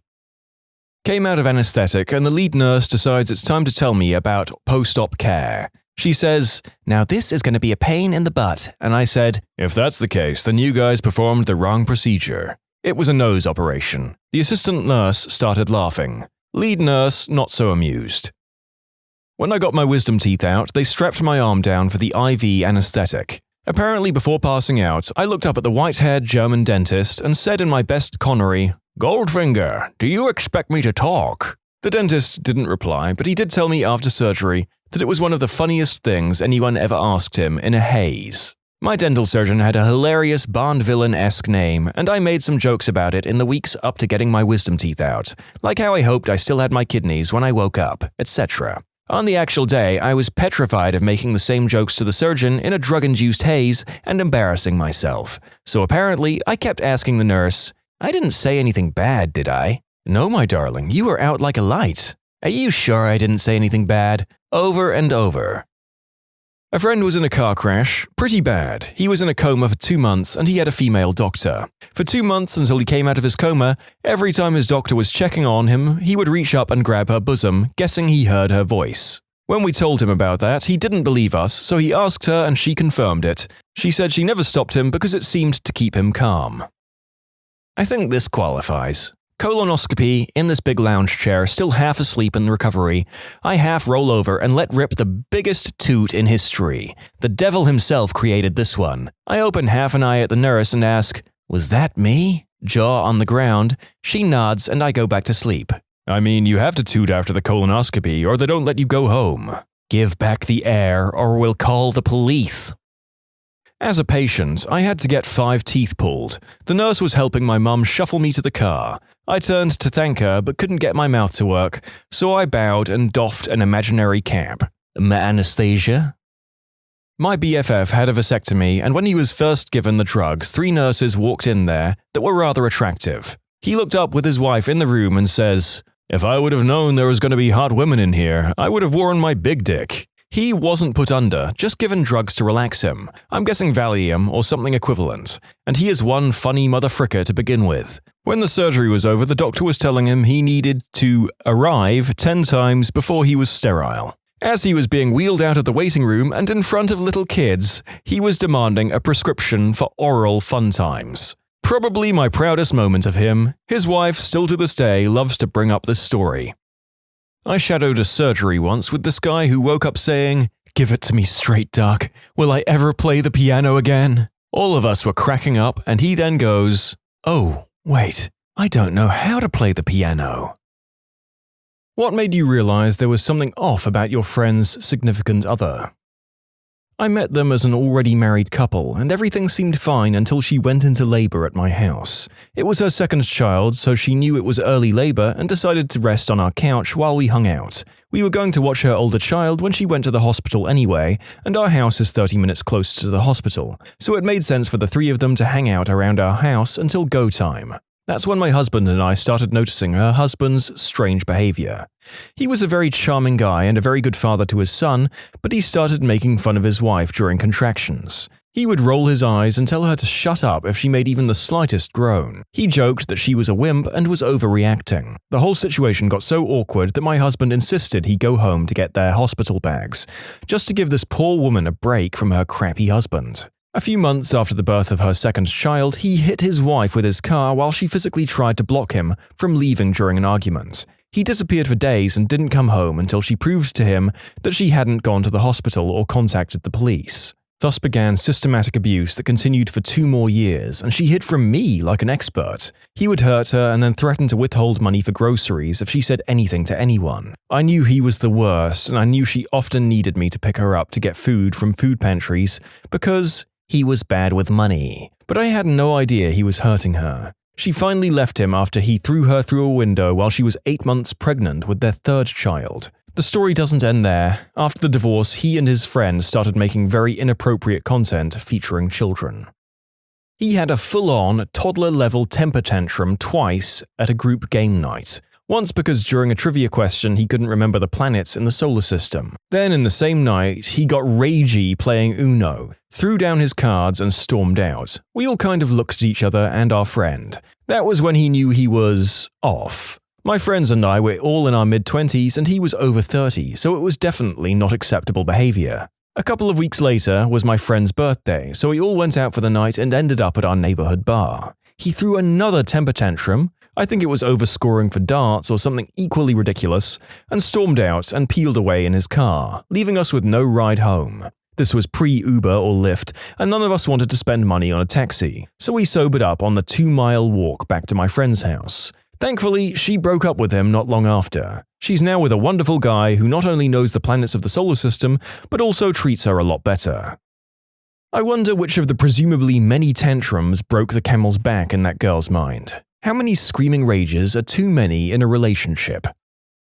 He tried to feel me up at her birthday party. I tried to tell her, but she took his side. We're no longer friends. Same. My childhood best friend introduced me to her boyfriend. They hug and he makes the "I want to lick your hoo-ha" sign with the finger V with the tongue waving through it over her shoulder. I told her about it and she got mad at me. They ended up breaking up because he was cheating. When will these people learn? What the frick? I tried the argument, I have nothing to gain by telling you this. He, however, does have something to gain by lying to you. It didn't matter. This was even after she had caught him cheating when they first started dating and had caught him in creepy situations like having her call him by the same nicknames an ex gave him, giving her the same clothes he had given to an ex to wear. She found pictures of the ex in the same hoodie he asked her to wear for him.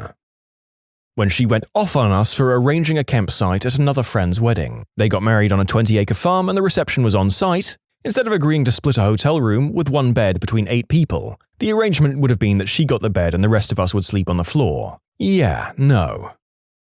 Where to start? The double date we went on where he corrected her on the difference between UFC and MMA, and she turned into the corner of the booth and didn't talk to anyone for the rest of the night. How he wasn't allowed to hang out with me either because I was dating someone and they might have hot friends, or I was single and needed a wingman. There was this time I used my dad's truck to help them move and she got mad at me. I don't remember why, I just remember her friends doing almost nothing and then leaving before we were done. The final straw for me, I decided she was an abusive shrew long before this, was when we were working for his parents' band on the riverboat concert. She got mad that we were hanging out, literally just talking on a small boat. She left the ring on the table and left the boat the second it docked. Unfortunately, they made up after this and have been living together for the last year. I'm hoping it ends soon. I was friends with this guy, and one day I was doing work for his mum and dad, so he came over to hang out with me while I worked. She called while he was there and he told me to be quiet. After he got off the phone, I asked why I had to be quiet, and he said because he didn't want her to know that he was hanging out with me while she was at work. So I asked again. He said because she'll get mad if he knows he's having fun while she's at work. They're married now with 2 kids, and I don't talk to them anymore. We played D&D with him, and it seemed like every week he'd say, "Rule number 1, don't touch the kids." He was a teacher. He always meant it as a joke, and it always made sense in context, but it didn't sit right with me. For one thing, no one thought it was funny the first time, so why call back to it? Also, the regularity with which he said it almost made it seem like a mantra to me. They arrested him last year for allegedly Snapchatting with an underage girl he met over the internet. In hindsight, there were a bunch of other warning signs too, but that was the one that initially weirded me out. My best friend's ex-boyfriend walked like he was trying to intimidate people. And every time he asked someone a question about someone's opinion, "Hey, what do you think of that statue? Do you like sauerkraut?" he'd respond to their answer with, "I had a feeling you were going to say that." It seems harmless, but it was every single time, and if you called him out on it, you couldn't possibly have known I was allergic to X. He lashed out in anger. Every time she tried to break up with him, he just cornered her and wouldn't let her leave the room until she relented. And even their couples therapist thought she should just leave him for her own safety after 2 or 3 sessions. He'd wait for her shift to end, just sitting in his car in the parking lot, and if she didn't come out fast enough, he'd storm into the building in a fury, but if she came out on time, he'd just leave. He wasn't there to pick her up, just to monitor her, which he also did through a GPS tracker he put in her car. She now has a restraining order and has moved twice. He broke into her apartment with a gun while she was asleep and just snuggled up behind her with the gun between them as if it was his eggplant, and that was how she woke up. Some other things included helping me move, but only to find out where I lived. After their breakup, he came to my door several times looking for her, and when she was generally not here, he settled for monitoring my house. He was an extreme fitness nut who was obsessed with telling people whether or not he could bench them. Hint, usually not. Lots of gaslighting, I don't remember the details. Insisted on changing her cat's name, which didn't stick. Wouldn't let her not watch TV with him, even though there are 100 things she'd rather do than watch TV at any given time, up to and including a pap smear. This inspired multiple fights. Charmed her parents so successfully that they insisted she go to couples therapy to work out their differences, which were, "I don't want to be constantly monitored, also your general controlling behavior is creepy," versus, "You have nothing to hide if you're doing nothing wrong." Ultimately, their breakup was supervised by the couple's counselor who had building security waiting in the lobby and her hand on a panic button. Who knew she'd have that? He stormed into her work when she quit post-breakup because he decided that they'd fired her and his plan was apparently to threaten them to get her job back. He took her to court to argue against the restraining order. The judge looked at friend's documentation and how she was leaning away from him even on opposite sides of the room because he was making kissy faces at her, and he granted the order. He made very public posts on some weightlifting social media thing about what a crazy ex-girlfriend he had and linked her profile to his own profile. Good God. I guess the feeling that there was something off began approximately a few seconds into your first meeting with him. Glad she got away. Was best friends with the dude. I'm a lady. I'd been for a few years, there was no chemistry or anything like that, at least on my end. He got out of a long-term relationship and started dating around. He'd often introduce me to these ladies as a sort of barometer of whether or not he thought they were a good match. One weekend he invited a girl out with our group. She's super standoffish, won't smile, clearly isn't having a good time. I try to talk to her, get to know her, try to tell her about my friend and how great he is. She acts like I'm not there. Might as well have been the wallpaper. A month later, I'm on a date and we run into them. Remember, I'm also on a date with a man. As they're leaving, they come over to say hello. She seems equally unhappy to be alive. I introduce my dude, the 3 of us chat for a minute while she stands there. I jokingly tug at his shirt in a "you old dog" kind of way, and she storms out of the restaurant. Both dudes are confused. This wasn't a flirty touch of any kind, more like a bro touch. Anyway, next day at work, I work with this guy, he comes up to me and says, "Hey, you can't do stuff like that. She's really damaged. She has jealousy issues. Doesn't trust men." I apologized profusely because I didn't realize I'd done anything wrong. I even asked my date and he was baffled as well. This friend had an emergency key to my house in case I ever got locked out. He returned it a week later, citing something about, "What if you call at 2 a.m.? But isn't that the point? Isn't that what best friends do? Help each other out in times of need? Flash forward a few months in, and he refuses to speak to me. Again, we work together, won't look me in the eye. He slowly gives up other relationships, male and female. After dating the girl for 6 months, they get engaged, now married. No idea how it's going or if he's happy. I ended up moving and haven't spoken to him since. Makes me really sad to see people give up who they are for a relationship. You can submit your own stories to be featured here on the channel. The story submission link is in the description below. And if you want to listen to some vibey music in the background, check out easymode, also linked below, and subscribe. He started attending college at 26, which isn't strange at all, but he insisted on living in the dorms for 3 years. It's not like we're a college town with expensive, far away, or crappy off-campus housing. He just liked the ego boost of being around kids 8+ years younger than him. My friend was 19 when they started dating. Another thing was that he was a full-time stand-up comedian with his own YouTube channel. He mostly did open mic events at bars, but couldn't stand watching other people on stage perform if it wasn't him. He would sit and seethe when my friend told him she didn't want to leave when watching other people perform. The creepiest moment was undoubtedly when my friend asked me if my boyfriend ever watched adult flicks that also featured animals. Taken aback, I said, "Frick no," and I told her that it'd be a major deal breaker for me if she did. She said, "Oh, my boyfriend told me that every guy watches it." Thankfully, they broke up last week, and I couldn't be more proud or happy for her. A bit of background, this was a good friend of ours and a previous roommate. At this point, he had moved out about a year and a half prior and we'd only had internet contact with him since. It was a meetup of old friends when we went to visit home. This was the first time we, my wife and I, met his newest girlfriend after his previous long-term relationship ended. She wasn't so bad, kind of giggling and goofy for him, since he's a bit more serious, but fine, they seem happy. We were out for dinner and her and my wife go off to the bathroom. I thought this was odd since my wife is kind of a tomboy and doesn't do the whole girls go to the bathroom to do their makeup and gossip thing, but I find out later the friend's significant other invited her to ask her a few questions about our friend. Well, after about 20 minutes went by, I realized they weren't back yet. We were both tipsy and engaged in conversation and time got away. This was a small gathering of a few couples, and one of the other girls goes in to check on them. I come to find out my friend's SO basically had my wife cornered in the bathroom, crying in her face and demanding to know why our friend had a secret crush on my wife and why he wouldn't admit it to her. After getting the recap from my wife, she said she had no clue if the girl was going to attack her or molest her since she was apparently completely against her on the wall. Apparently, it was a mixture of my wife wanting to calm her down and also being a little afraid since she was half this girl's size, and legitimately not being able to get past her that caused the long drawn-out issue. Luckily, the person going to check on them snapped the girl out of it and diffused the situation. Very bizarre. We've seen her one time since, not exactly on purpose, and she acts like the whole thing didn't happen. She apparently has no history of mental illness, but I have no clue beyond that. The first time we met her was at a bar. My boyfriend and I arrived early, so we found a Scrabble board on the game shelf and started playing. When my friend and his significant other got there, literally before even introducing herself, the SO looked at our board and said, "Wow, that's a lot of small words. Are you guys stupid?" My boyfriend and I were so stunned that we kind of just ignored the comment. Was she joking? Anyway, she unsurprisingly turned out to be a psychotic ultra B word. She sounds like a freaking casual too. Any real Scrabble player knows it's not about the length of the word, it's all about getting QI across and down, with that QI on a triple letter.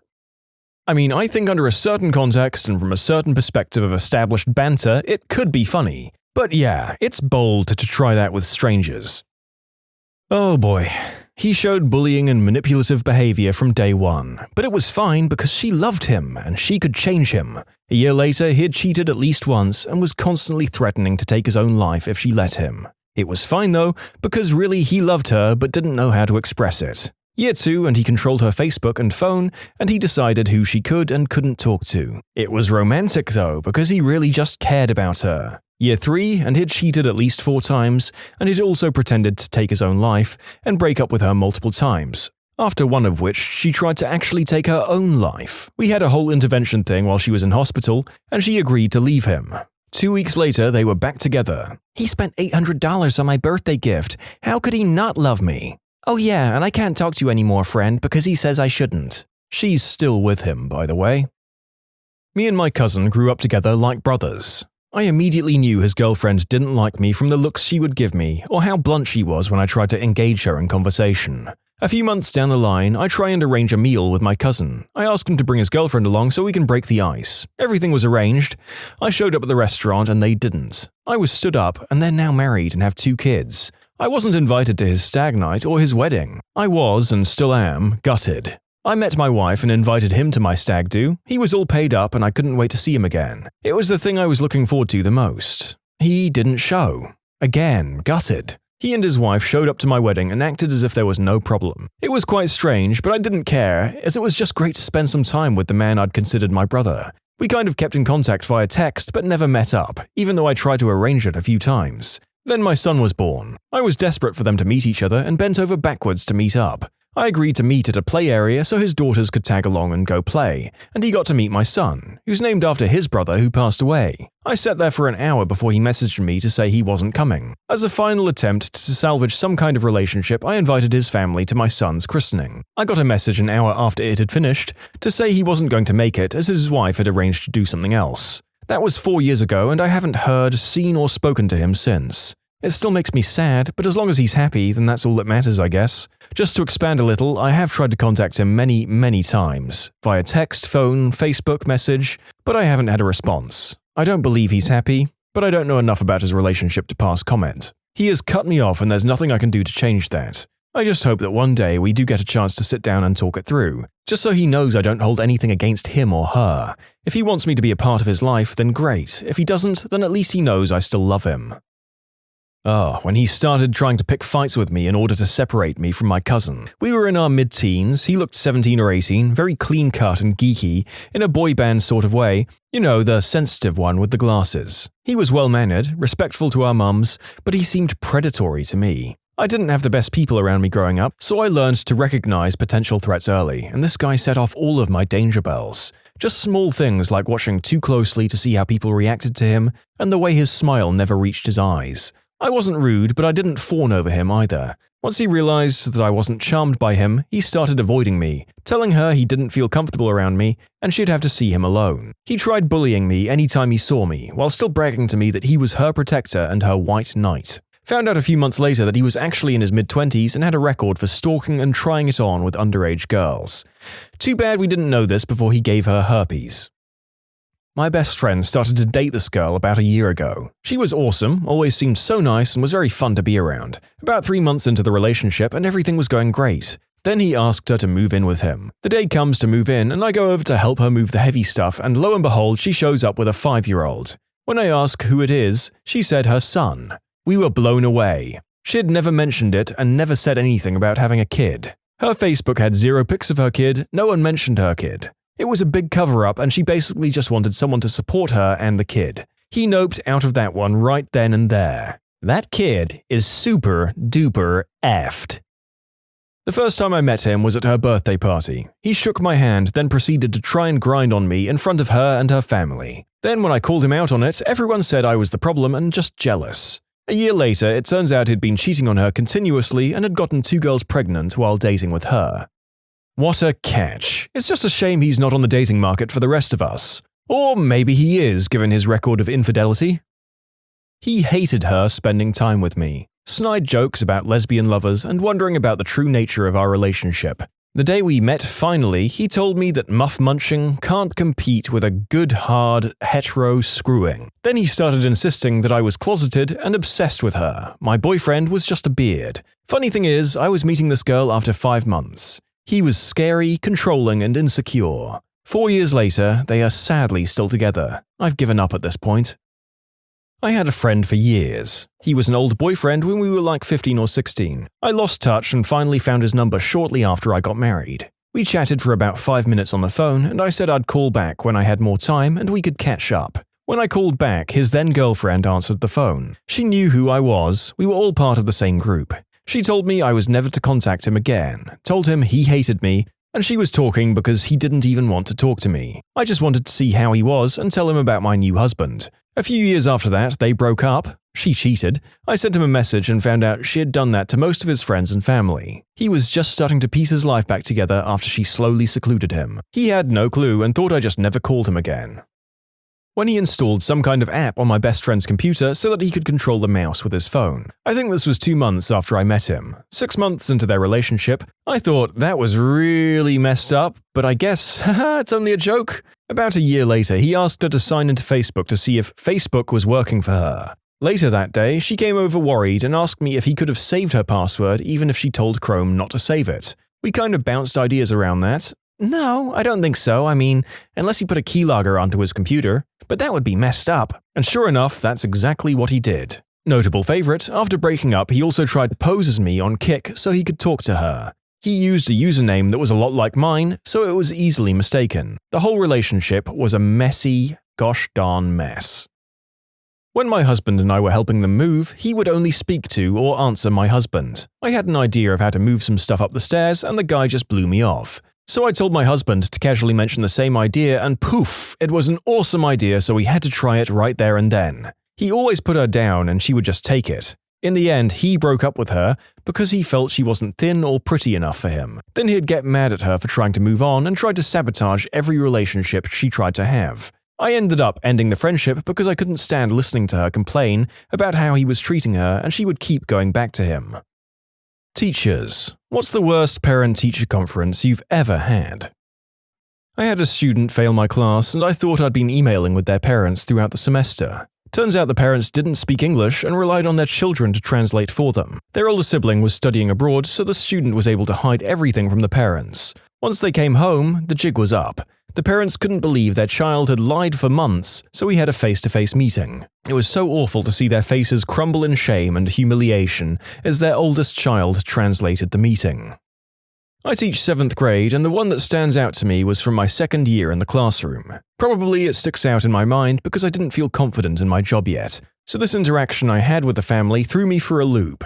Once, I had a struggling student come in with their family, and I was so eager to talk to this family. I was hoping that we could have some kind of constructive conversation that would lead to the kid's improvement in my class. I'd pulled up their grades to explain why he had a D in my class and what he needed to work on to bring his grade up. Next thing I knew, parents started completely berating the kid, calling him stupid and lazy and telling him that he was a failure. It was horrible. Even worse, the kid was on the spectrum, so he really didn't have the kind of emotional stability to handle something like that. Heck, I don't know what 7th grader would be able to handle something like that. He started crying and his parents apologized to me, and led him out into the hallway where they continued to berate him. It was rough. I tried to smooth some things over by talking about the kid's strengths, but they just wouldn't be deterred. The kid was sitting on the ground in the hallway, just sobbing next to the lockers, and his parents left, presumably to go to conferences with more teachers. I tried to console the student, but I don't think there was much I could have done. He was just completely heartbroken.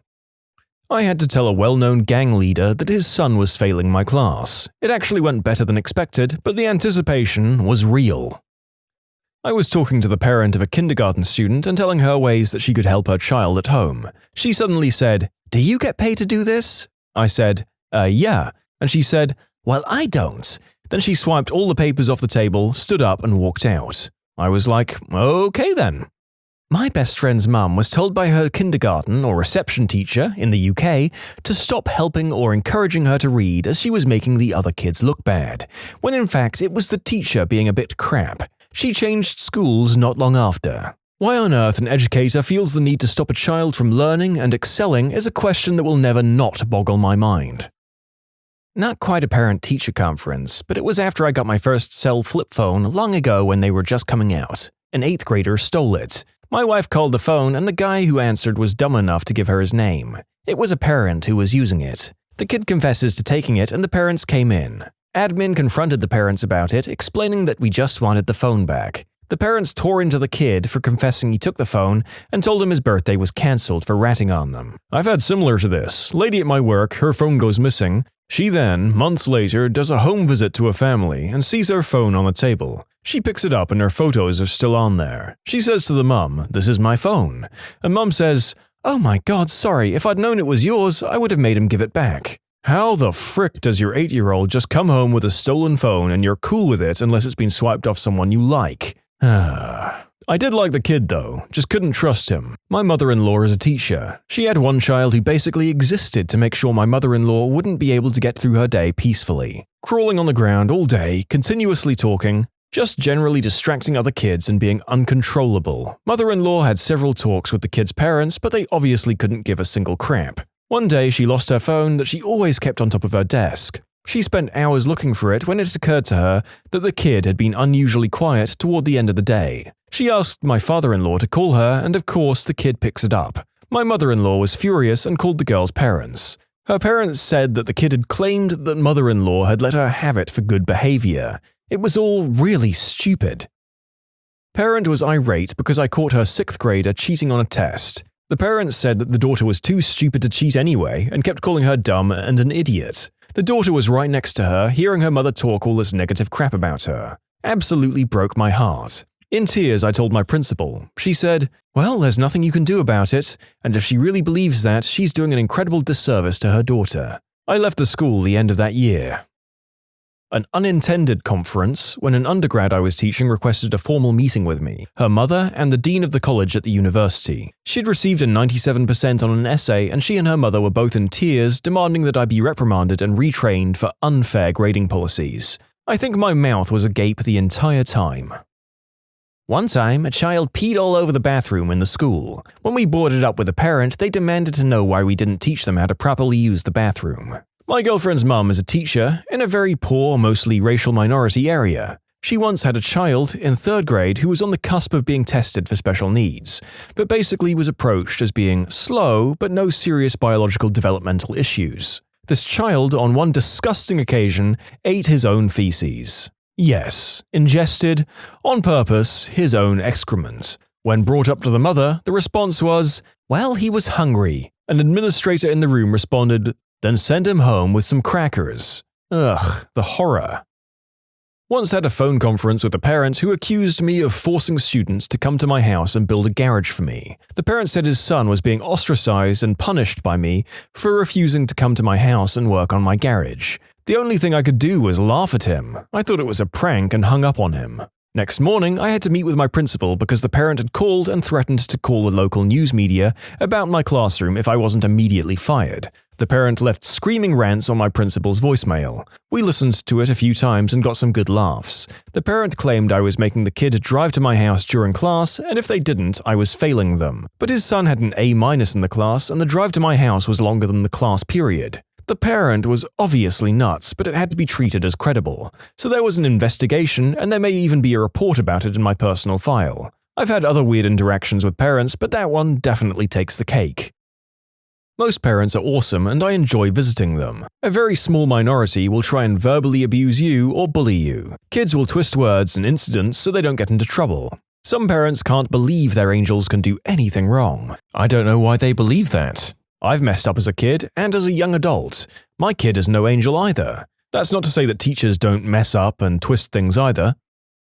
Former teacher, first parent-teacher conference. I put a lot of time into preparing this evening as an innocent 22-year-old. I gave a 10-minute speech to about 15 family members. They didn't seem to care at all. Then I met up with each individually and they were combative. Some stunk of alcohol. One straight up yelled at me for my grading systems. It was basically the beginning of the end of my interest in teaching. Depending on what kind of training you had to go through to become a teacher in the first place, that seems like a raw deal. Hopefully it wasn't the 3 to 5 years of training that most people do. So this year I got thrown into a new teaching assignment. In year 2, the week before school started, I teach geometry, which many students hate because it requires a different type of thinking. It's almost worse with honors students because they think they should automatically know everything without trying and are shocked when they don't. Anyway, one of my geometry classes basically tried to stage a mutiny because of a test before conferences. The principal informed me that she was getting emails about the class. I was prepared for the worst and then surprised when most of my conferences were very positive, until one couple sat down and said that their students weren't learning any geometry. I explained that they were constantly distracted in class and that I was giving them new seat assignments to help them focus. Because on the day of conferences, the student in question had spent the entire class period drawing a clown when I thought she was taking notes. The mum said, "That was one incident. It doesn't explain the fact that she's not learning. Plus, is it true that you once forgot to post the answer key to a review guide and then gave the quiz the next day anyway?" She says this like it's the most damning piece of evidence in a courtroom drama. Me? Yes, it did happen once. We'd gone over the majority of the answers in class the day before. I told the students that they had time to ask questions before the quiz, and that should this ever happen again, all they need to do is send an email or leave an online comment and I'll fix it right away. It shouldn't have affected their grade at all, and even if it had, I allow test retakes and am always available after school to help. Cue the awkward silence while the mum stares at me like an angry bullfrog, presumably shocked that I didn't resign on the spot. This was the biggest flaw they could come up with in my class. I have a crazy professional and personal life and am doing my best, but kids, and often parents, will find any possible excuse to avoid confronting their struggles. I ended up chuckling with my principal about the fact that my failing to upload a document triggered parent emails to the administration after the fact when not a single parent or student bothered to contact me the day of. These are from the same parent evening. 1. Parents of a student with a name fancy enough that they may as well have been called Lord and Lady Ashcroft. They greet me with, "It's a pleasure to meet you. You aren't a C-word like all the other teachers." In very proper English. I was gobsmacked. Spoke to a colleague later who said, "Did you speak to those parents? They just sat me down, called me a C-word and left." 2. I had a student who was great at the work but swore to an extent that would make a trooper blush. "Hi, how are you doing today?" for instance, would come out as, "Frickin' hi! Fricking how the frick are you fricking doing, you fricking gobcrap?" Suffice to say, I brought this up with his mother, who turned to him and said, "You fricking what? Fricking heck! We fricking talked about this, you fricking eggplant." I stopped policing his language after that. There wasn't any fricking point. You can submit your own stories to be featured here on the channel. The story submission link is in the description below. And if you want to listen to some vibey music in the background, check out easymode, also linked below, and subscribe. I mean, it wasn't exactly a bad conference, but one time the mother of a 6-year-old second grader was pushing for her son to skip second grade and go to third grade. I tried pointing out that even though his reading and math skills were excellent, advancing him further would create a gap in his knowledge about science and social studies. Not to mention the fact that he's very immature and socially sticks out. Finally, I turned to both the mother and father and asked when he's a 15-year-old senior in high school what 18-year-old woman is going to want to go to the prom with him. Then Dad was like, "Hold up.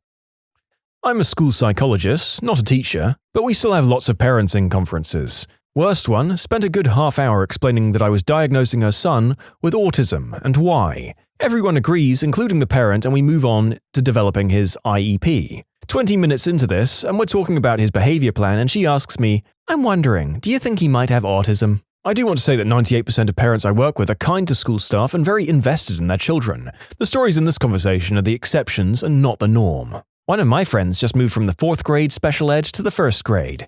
The kids are smaller, cuter, and can't draw blood or bruise her as much, which is a plus. The drawback that she's just now realizing is the parents.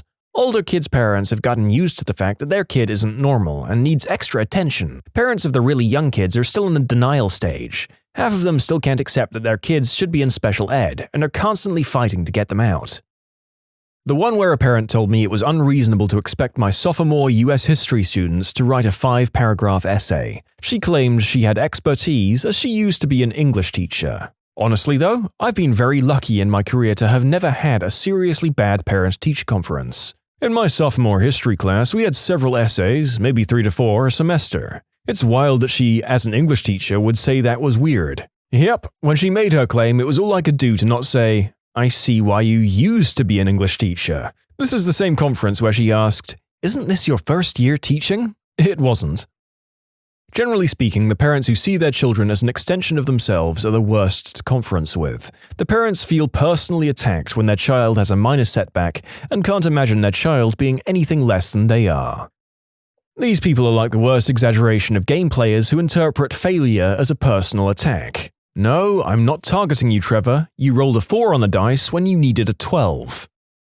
I had a parent-teacher conference where I basically got called a racist. The father was like, "Can't you see my son isn't like other kids? Give him the benefit of the doubt," heavily indicating his race. This was after his son cheated on a test. The best part was the father was vice principal at another school, but his son went to our expensive private school because he didn't want him in the public school he worked at. The kid eventually confessed, and to be 100% transparent, my school is incredibly diverse. He was far from the only kid there who was his race.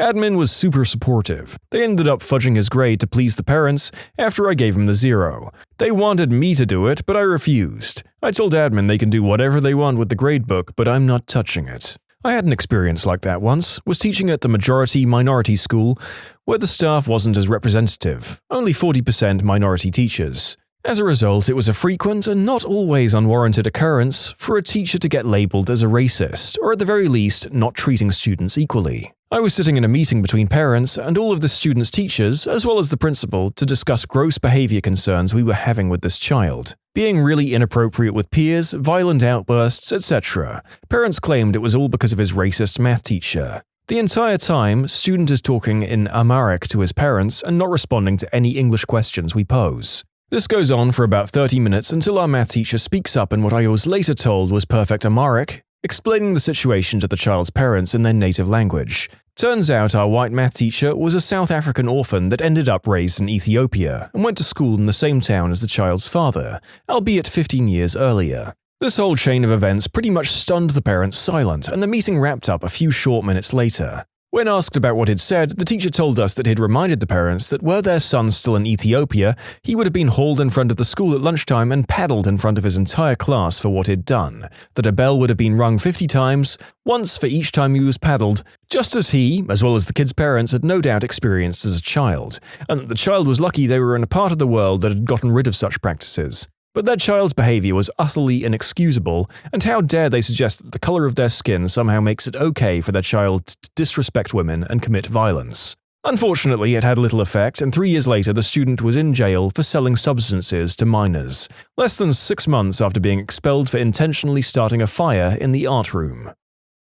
I was a first-year special education teacher last year. I had little support that year and learned as I went, but especially since I was dealing with health problems at the same time, it wasn't a great year for me or the students. I should add that the majority of my students were bilingual, English and Spanish, and many of the parents didn't speak English at all. My Spanish is advanced beginner at best, so I became well acquainted with a few of the interpreters that worked in translation. There are a few that stick out in my mind. The worst was when the interpreter was a no-show during an ARD meeting. AP requested that I reschedule the meeting. The parent was understanding, but I was so stressed out and embarrassed that the parent came all the way to the school just for the meeting to not happen at all, with the due date for that child's ARD soon approaching. Once everyone had left the room and was out of earshot, I broke down crying. Second to that meeting with a parent who was scared to death that her child had autism. I worked with him more throughout the first semester, and I did begin to notice some possible and very subtle signs of autism, but he didn't have behavioral problems aside from needing regular redirection, and he got along well with his peers, so I wasn't too worried about him from a social standpoint. Academically, he was struggling, but we were working on that. The parent was in tears, and nothing I said could calm her down. What made this especially uncomfortable for me was that I'd been finally diagnosed with autism not even a year prior after suspecting for so long in my life. I wanted so much to assure her that even if her son did have autism, it wasn't the end of the world. It didn't change who he was as a person, but I wasn't exactly sure how. The last one was where the parent ended up being a no-show for an ARD. Mum was apparently pregnant and ended up going to the hospital, which I can understand, but no one could get in touch with any relative to find out what was going on until after the scheduled time. This particular parent had a history of being rather uncaring. The daughter was having some major behavioral issues, ended up getting suspended twice that year, and when her general educational teachers talked to Mum after school, her response was, "Well, what are you going to do about it?" I had a student as a sophomore in a co-teach special ed class. The student was borderline ID, he passed the heavily modified class.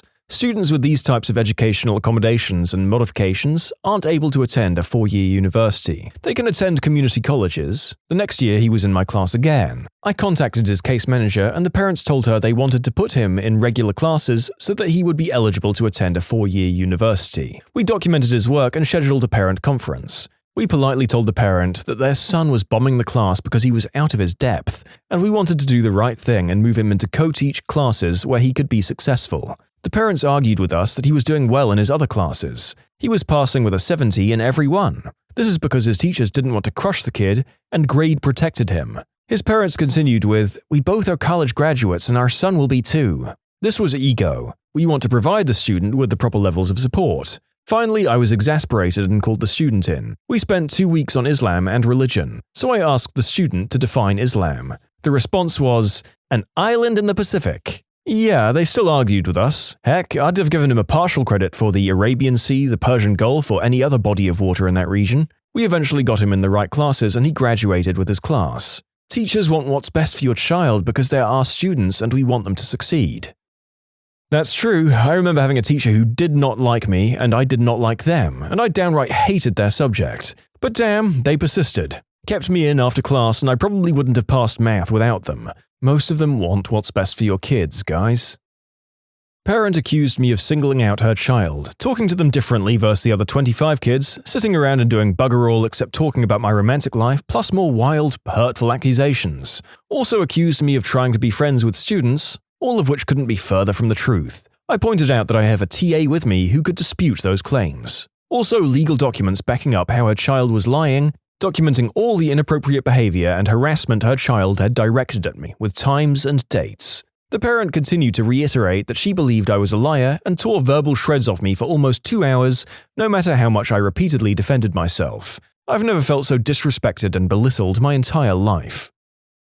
I was teaching 8th grade. I called a parent due to having their child repeatedly disrupt my class. I don't like to kick students out because to me that means that they've won. They aren't learning anything if they aren't in my room. I also operate on the idea that even if they're tuning me out, they may read one of my posters and retain something.